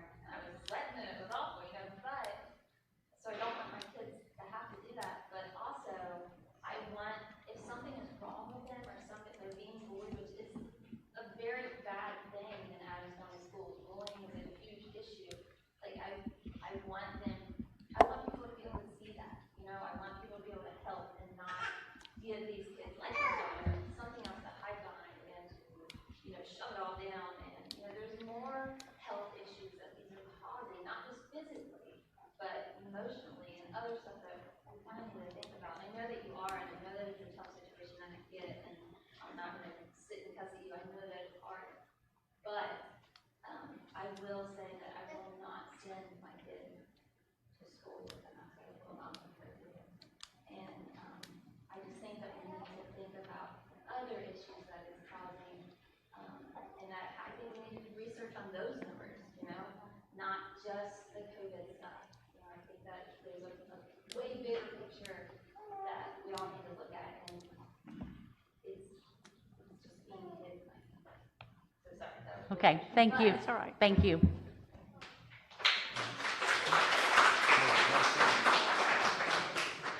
You say these kids are bringing COVID in, and you want a mask to stop the spread.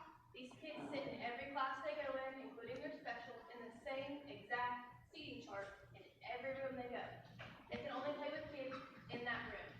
How many kids have friends that aren't in that room that they can't see at breakfast because it's now in their classroom? They can't see at lunch because they have a seating chart with their class only. They can't see at recess because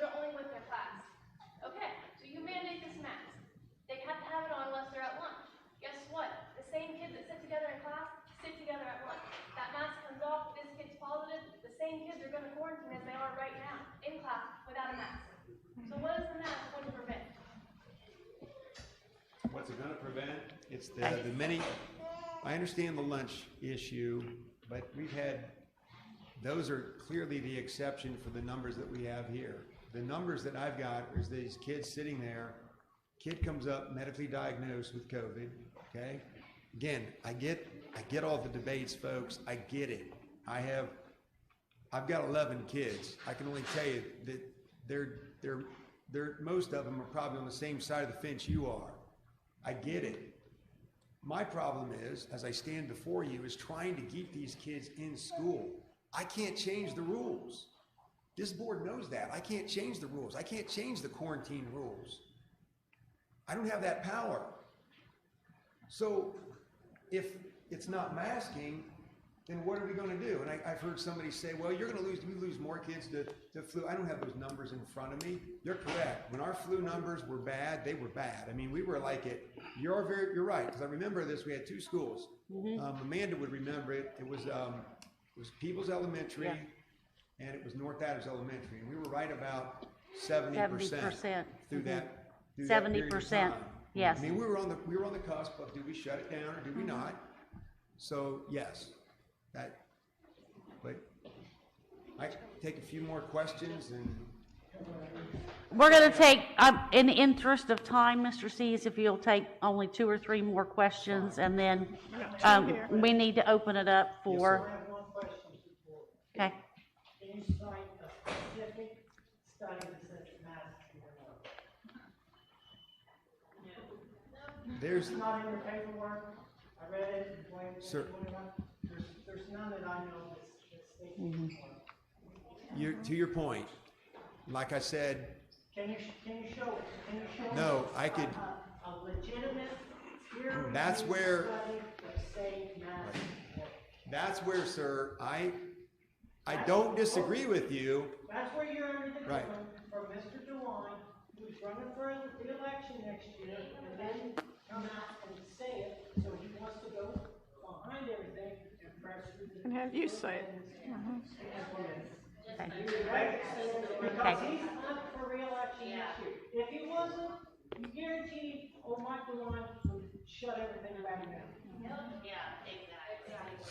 He doesn't have the power now. You know, this county, DeWine don't care about this county. Adams County, the armpit, right? That's fine. But you care about this county, I care about this county, Mr. Dave cares about this county, Jennifer cares about this county, Jamie cares about this county, my father-in-law Daryl cares about this county, Kevin cares about this county, because we live here. Push back on the governor. And say, this is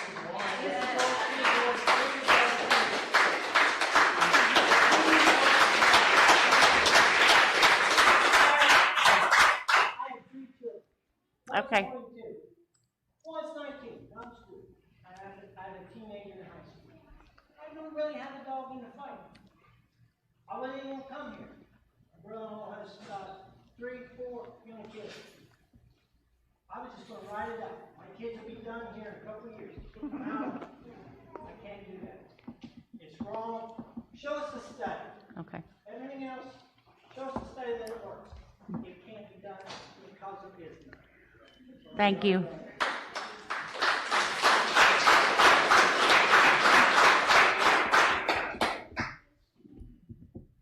only question I got, I guess, is, you said we quarantined 526 kids, okay?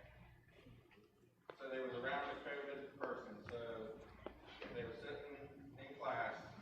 So basically what this is all about, you want to mandate the mask, so we're not quarantining people. Bingo. You say there ain't nothing you can do for us because it's the health department. But you're our voice, okay? So I'm not understanding why okay, we quarantined 20 kids this week. How many of them kids got sick? How many teachers got sick from that person that had COVID? See, we went through this last year. We've got antibodies. We've had kids that got COVID. We had parents that got COVID. We got a vaccine now.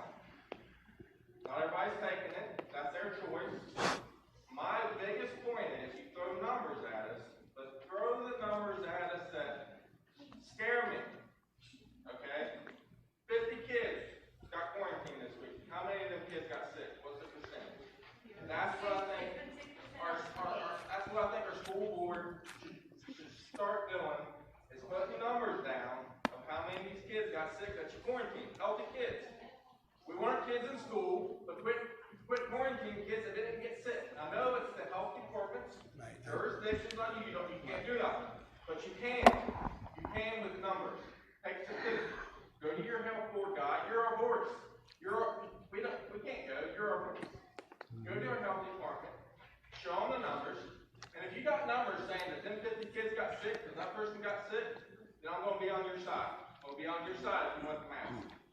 Okay, thank you. Yeah. Thank so- you. Thank you. So Mr. just- Sees, just if to- you would, just to- in the interest of time, if you Yeah, would. just to wrap this up, to address your question. Lady in So white. 526 were, Lady and the in white. reason I Okay. said this earlier, Okay.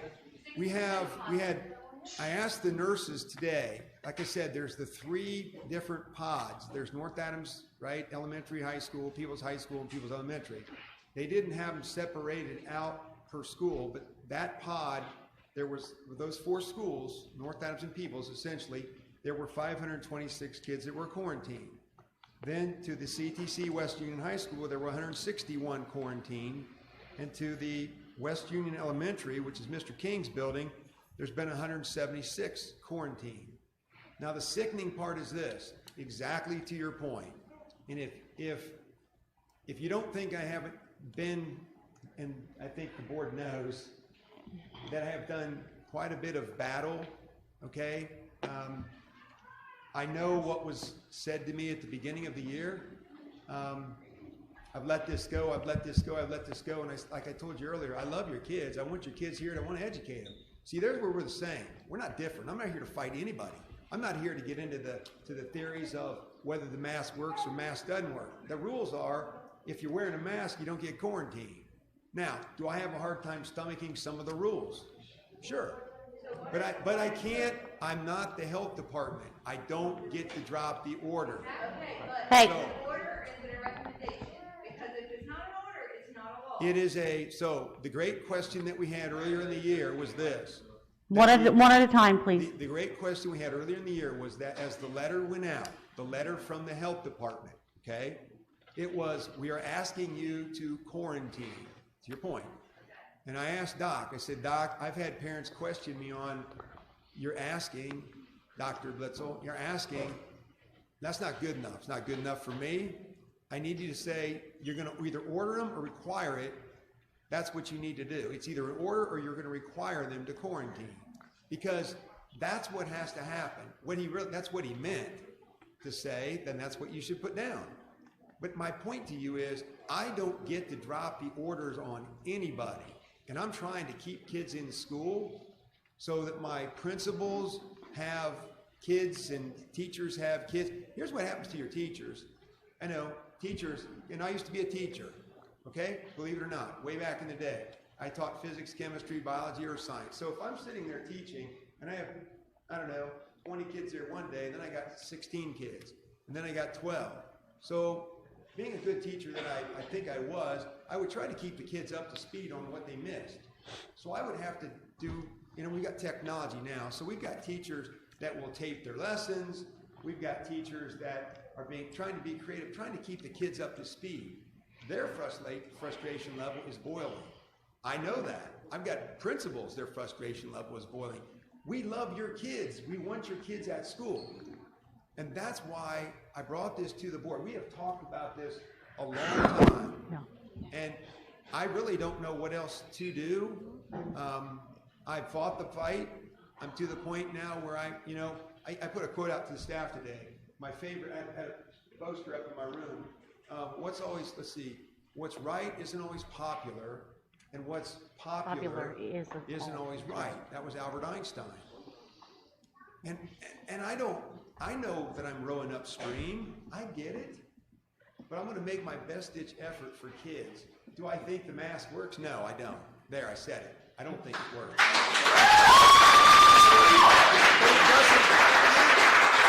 But it doesn't. Here's the deal, folks. That's my personal opinion. But it doesn't matter in the rules of engagement. This is what my personal opinion. Personal opinion.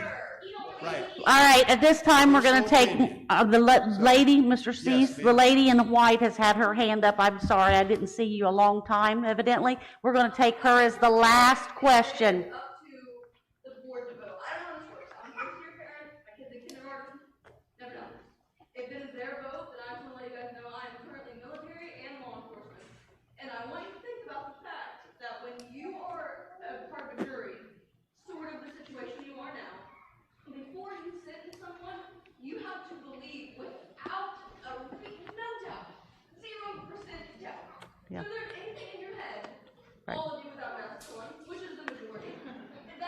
you think that this doesn't work, then maybe you shouldn't do it. Also, I just want to say that I know you say you want to keep children at school. Not gonna send my kids to school to do it. So your plan sucks. Also, my child is 5 years old. She is a 2-time cancer survivor. And I will not let you guys be the one to put her back in a damn mask. It won't happen. So I should mention. Thank you.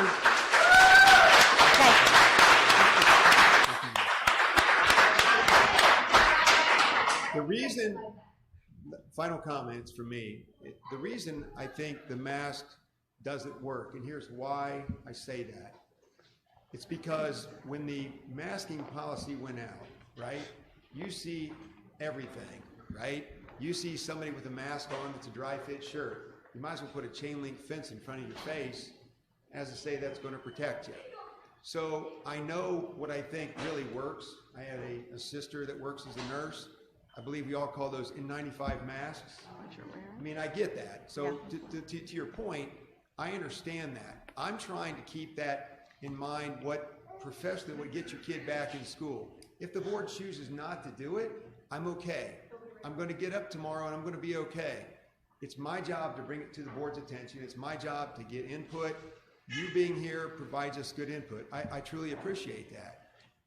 And as far as exemptions go, there are exemptions to the masking policy. So you could have a medical exemption. You can have a disability of some sort. You could even have a religious exemption. Okay? So, please. Well, and here's where I understand, because I've, like I said, I've got kids, and I've had the, you know, it's always fun to go. It's always fun to have your dinner time conversation and have the kids look at you and say, "Dad, I'm not wearing a mask." But you know what? I understand that. So Okay. I will. Thank you. Okay. Okay. Thank you all. Thank you all for being here. We do appreciate it.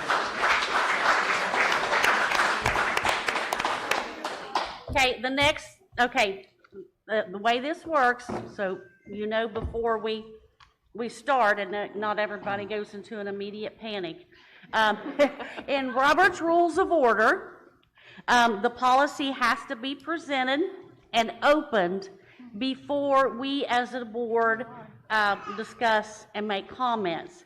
Then that's why I say after each time I read off and I ask for a motion in a second, and I say, are there any additions, corrections, changes, things to happen at that time? That's when we're supposed to discuss these issues as a board. So we will be reading the mask policy, asking for a first and a second. That opens the floor for the board then to address the issue, okay? And who has a copy of that? You have a copy of that policy, Mr. Cease? Copy of the mask policy. I don't know where it's at.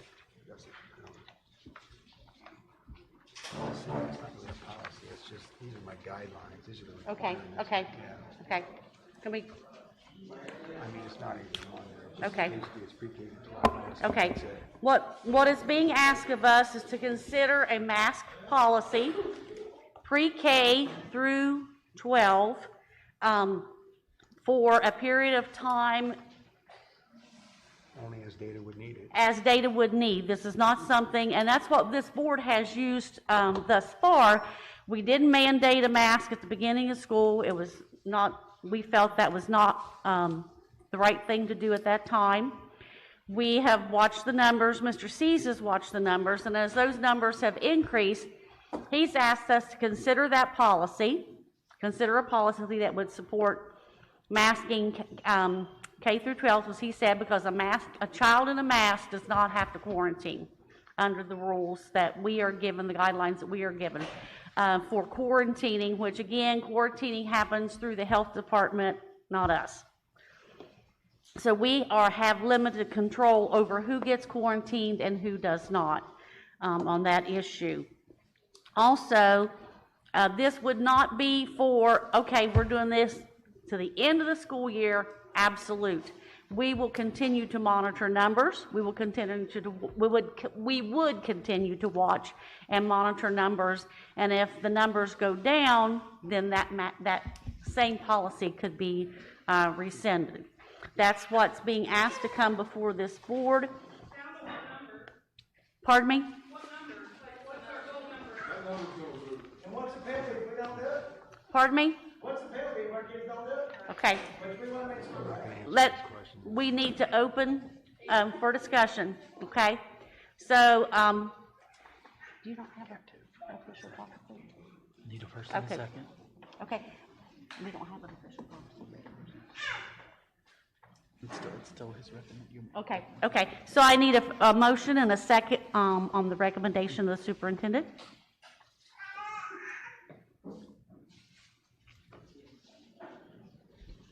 Let me remind the board, you cannot vote it down or table it until you first and second and open it for discussion. Right. I so move. Okay, Mrs. Campbell has Put it on the moved. table. Do I have a second to put it on the table?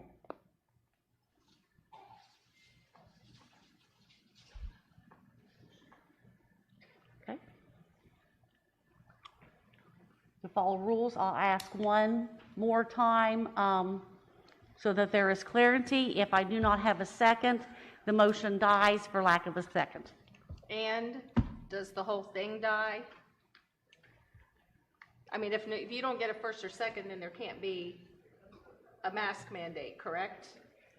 Because there's nothing to vote on. It dies. If it is, yeah, correct. If it is tabled, if the motion is tabled because of a lack of a second, then that motion is not presented before the board and the board does not vote. Correct. That is the correct procedure and Robert's Rules of Orders. The rest of the year?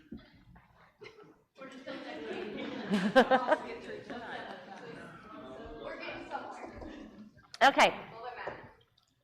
I'm gonna step up and talk to you guys. Listen, I have a mask on.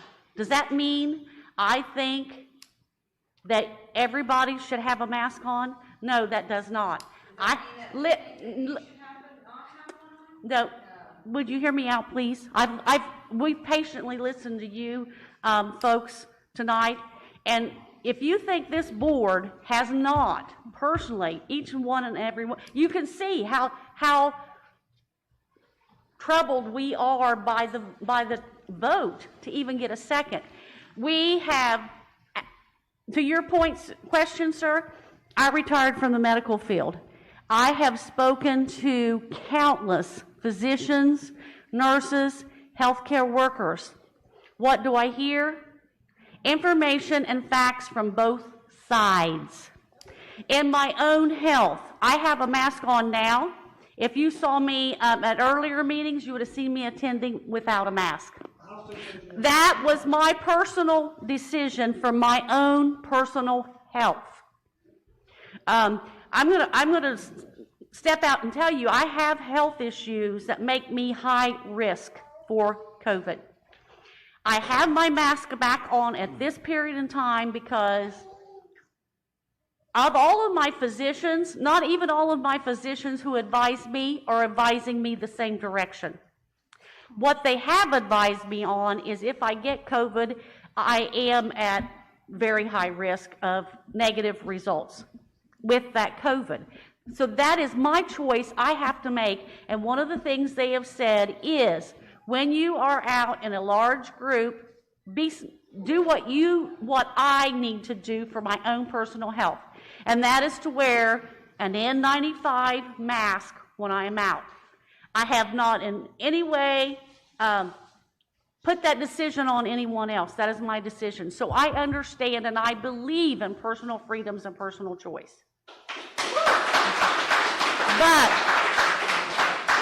I have wrestled with this because I also believe in our kids being in school, and I worry about those kids who, when they aren't at school, their needs aren't getting met.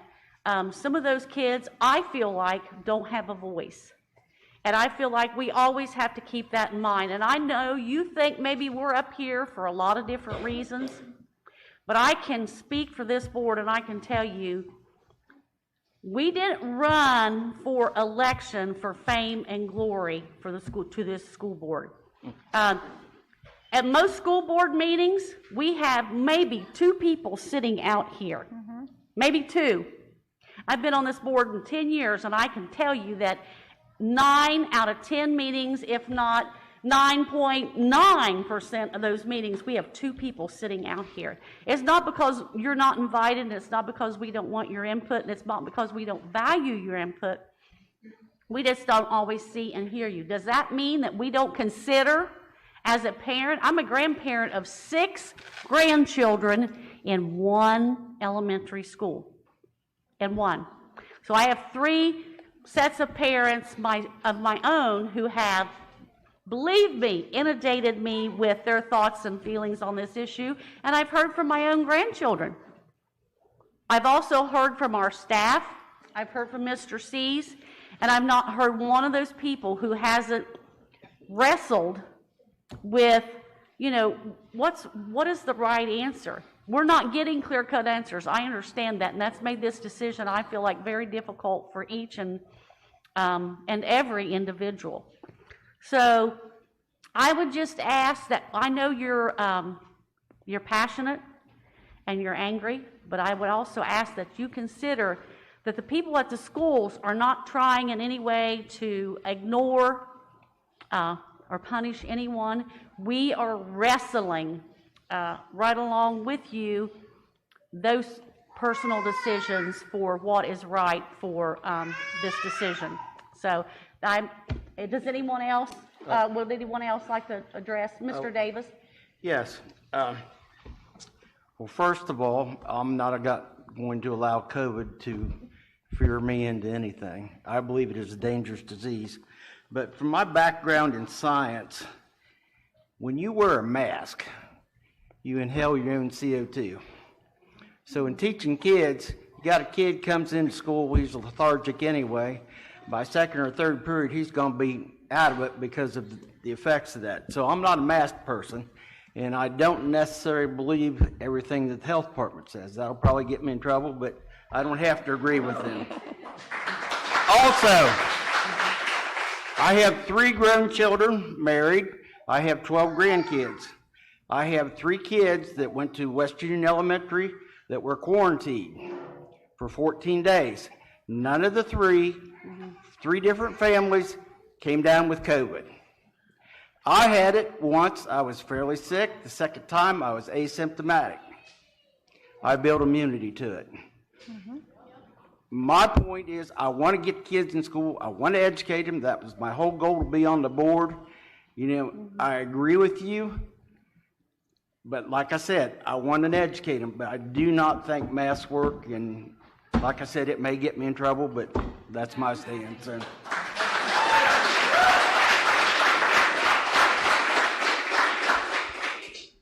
Charlie, I have a comment. I just want to say I've been in education for 34 years, and my heart is in it. I am so happy to see all of you here tonight standing up for what you believe, because you have to have a voice, and if you don't, the results would not have been the same tonight.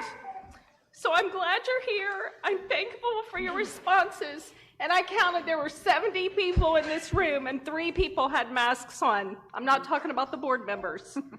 So I think that represents our community and what we want to be.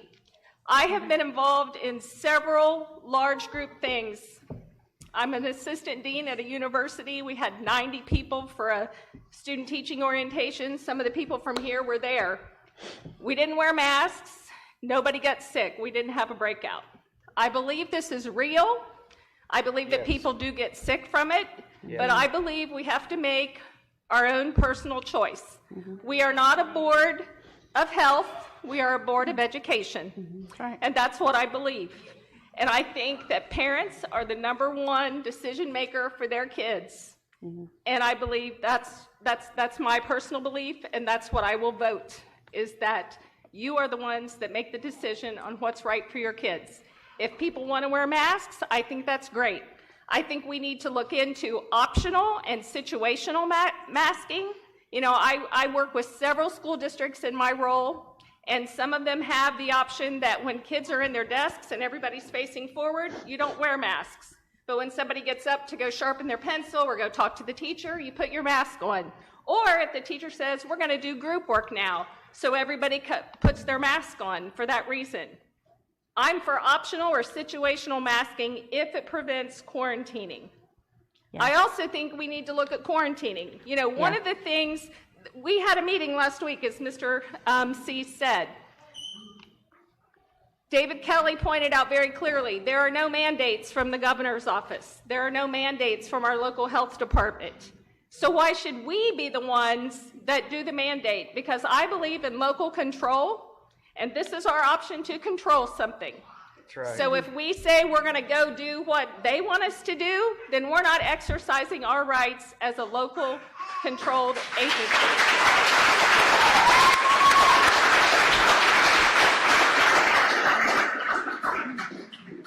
So that's where I am. I'll also say I've taught school for 34 years. I taught all year last year, face-to-face, with over 80 different students coming from a lot of different areas.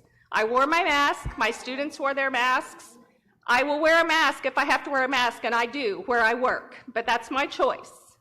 But when it comes to this, I have the responsibility to make that decision for people, and I think it should be a choice, and that's where I am.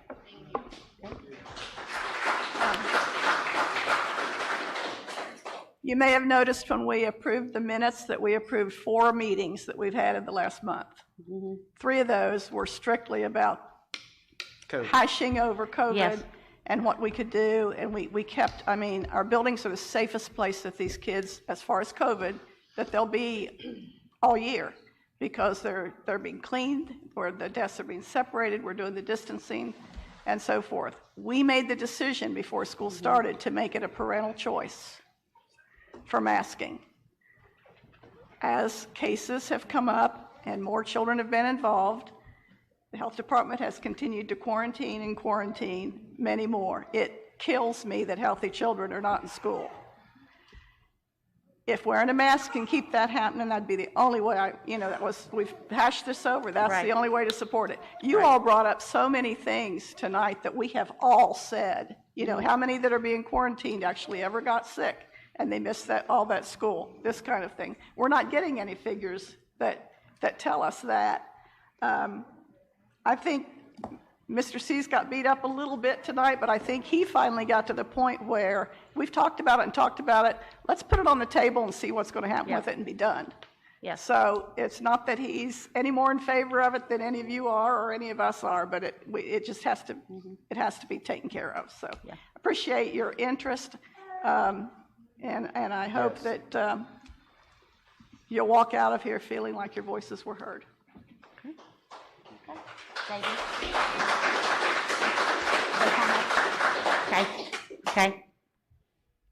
Okay, I believe everyone of the board members that wants to speak has had an opportunity to speak at this time. And as we do not have a second for this motion to come before the board for a vote, motion dies for lack of second.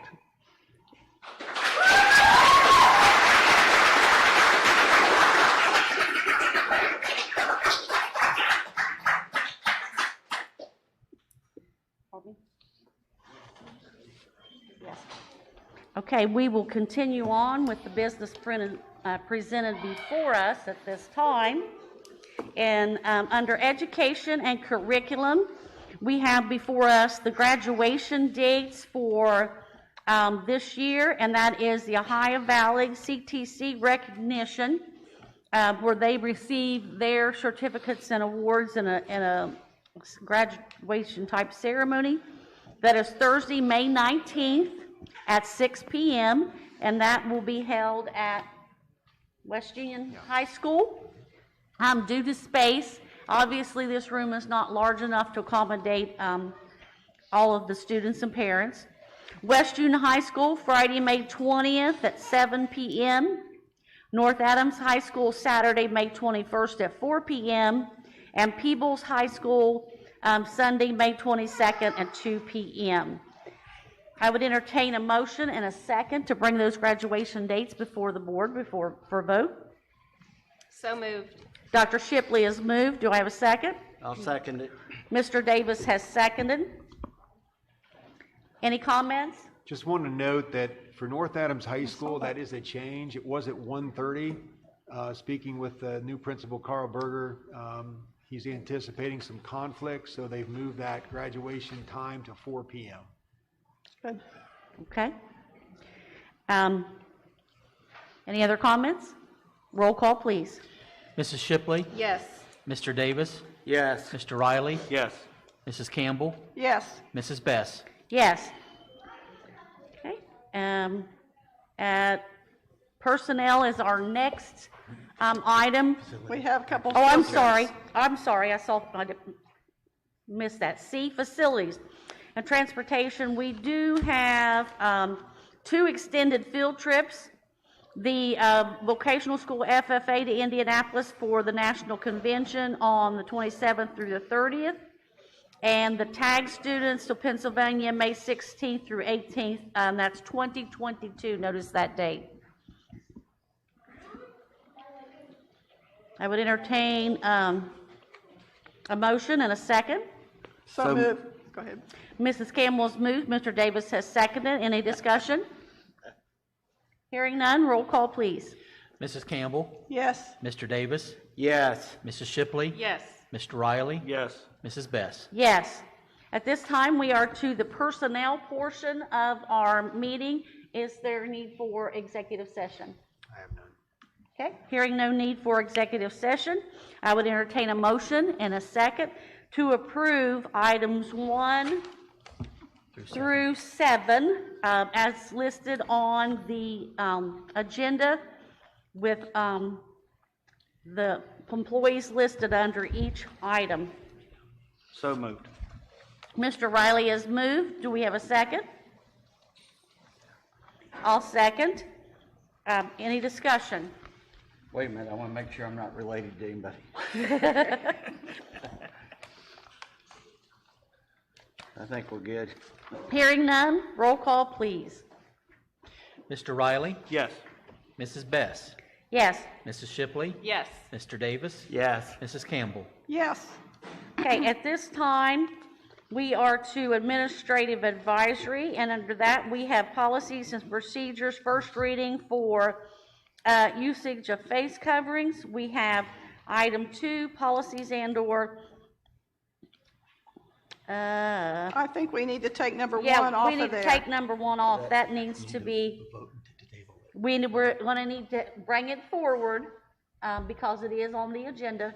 We need to bring it forward, and we need to vote that motion be, do we table it? Do you need to table it or decline it? Decline it, that we need to decline that at this time. All right. Do we need just to strike that out of there? Well, that's how we do that, my understanding is that's how we do that by Robert's rules, Mr. Davis. Okay, so I need a motion and a second.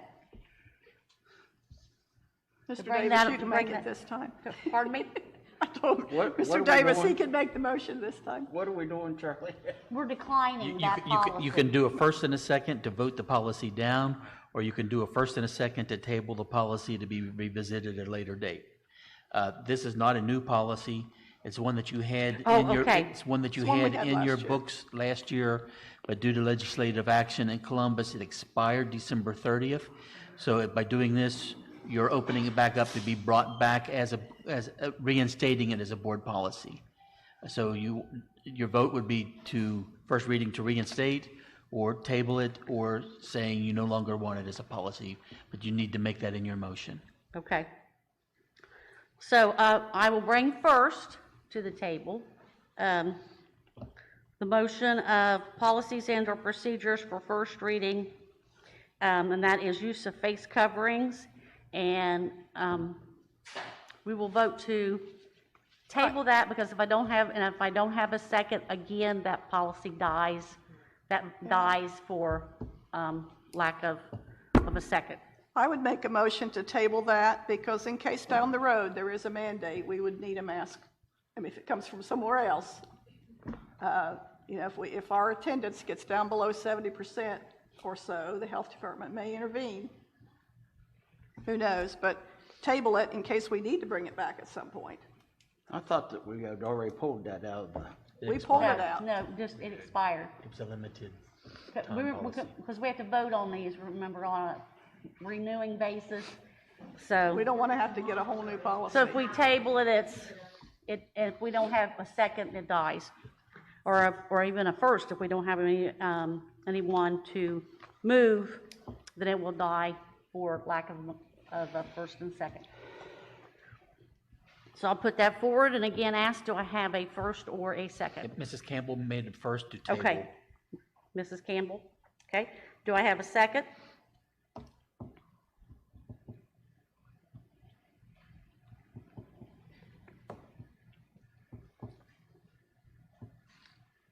Okay, for lack of second, that motion again dies. Okay, we have second there on our, under policy, administrative advisory and policies and procedures. We have several things here: sexual harassment grievance, school board meetings, administration of federal grants. There's many, many, many. Yeah, yeah. And Oh, wow. some of them are the Yeah, same. we go clear all the way down. There's a whole list of those. We have to review policies and procedures periodically, have a first reading, then a second reading, and we have to renew those to keep those on the books, and we are required to keep a lot of these policies and procedures in place by ORC. So if they're all listed on the agenda. I won't take the time up to go down through and read each one since there's such a, sometimes we just have one or two.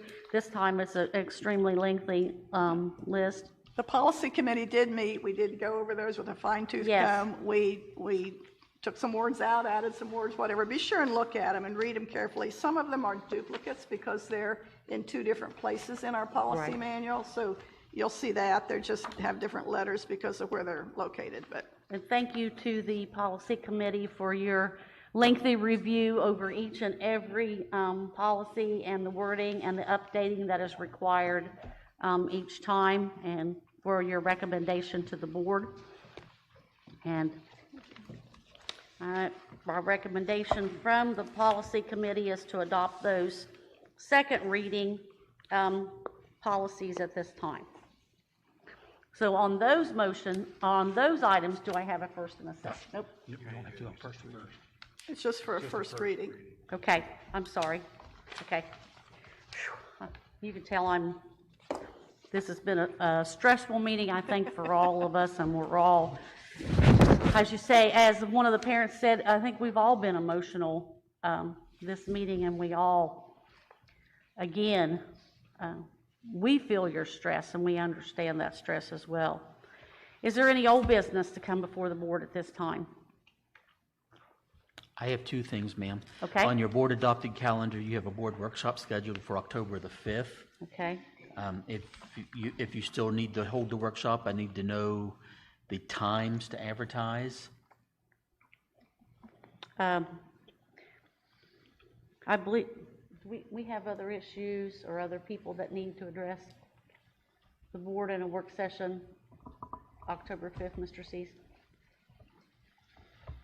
I know we had some slated to come before we began the great COVID debate, as Mrs.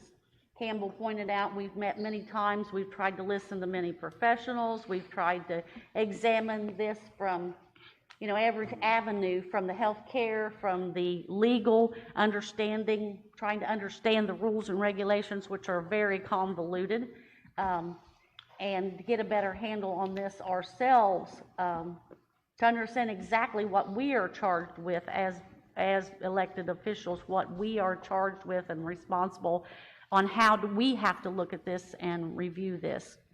So I think Mr. I Parker do think has we some had, things. yes, I do think we had some things from safety and security that we needed to address. We had the changes that came down as mandate with some things that have to be changed and put into place. So I believe we still do need to have a work session because we need to move forward with the other, business of the district. Times, what times are we available, folks? Everyone got their calendars How out? much time do we need? Are we talking a full day or a half day? I or- think half day, Fifth is a Tuesday. like a 3-hour. Do we have a 3-hour time period? I can do morning or afternoon on that day. Okay, so you're available either time slot that day? Had 9 a.m. to noon on the calendar originally, is that still good? Let me double check. Yes, I had down as our original time to shoot for is 9 to 12. Does that work for everyone? Okay, we'll schedule that October the 5th from 9 to 12. We will meet at the Career and Technical Center. And now that meeting is, that room is in class. Well, we have met in the cafe before. We will again check and see if we can, Do you want to use the exceptional children's? or we can possibly use the exceptional children's. Mr. Schweitzer, will you double check that? Because with spacing, we'll have to check to be sure. Yes, and that will be determined and the exact location emailed to the board. And then as that notice, when that notice goes out, the exact location will be in that notice when that notice goes out to the media. Okay. Any other old business? And then I have your next regularly scheduled board meeting, October the 18th at 6:30 in this building. Yes, correct. October 18th, 6:30. This building is our next regularly scheduled meeting. And all 70 of you are welcome to once again attend. Please come. Do we have need for an executive session at this time? Okay, no executive session needed. If there's no other business to come before the board at this time, I would entertain a motion and a second to adjourn. I'll move. So moved. Dr. Shipley has moved. I will second. Roll call, please. Mrs. Shipley? Yes. Mrs. Best? Yes. Mr. Riley? Yes. Mr. Davis? Yes. Mrs. Campbell? Yes. Meeting adjourns at, I have 8:45.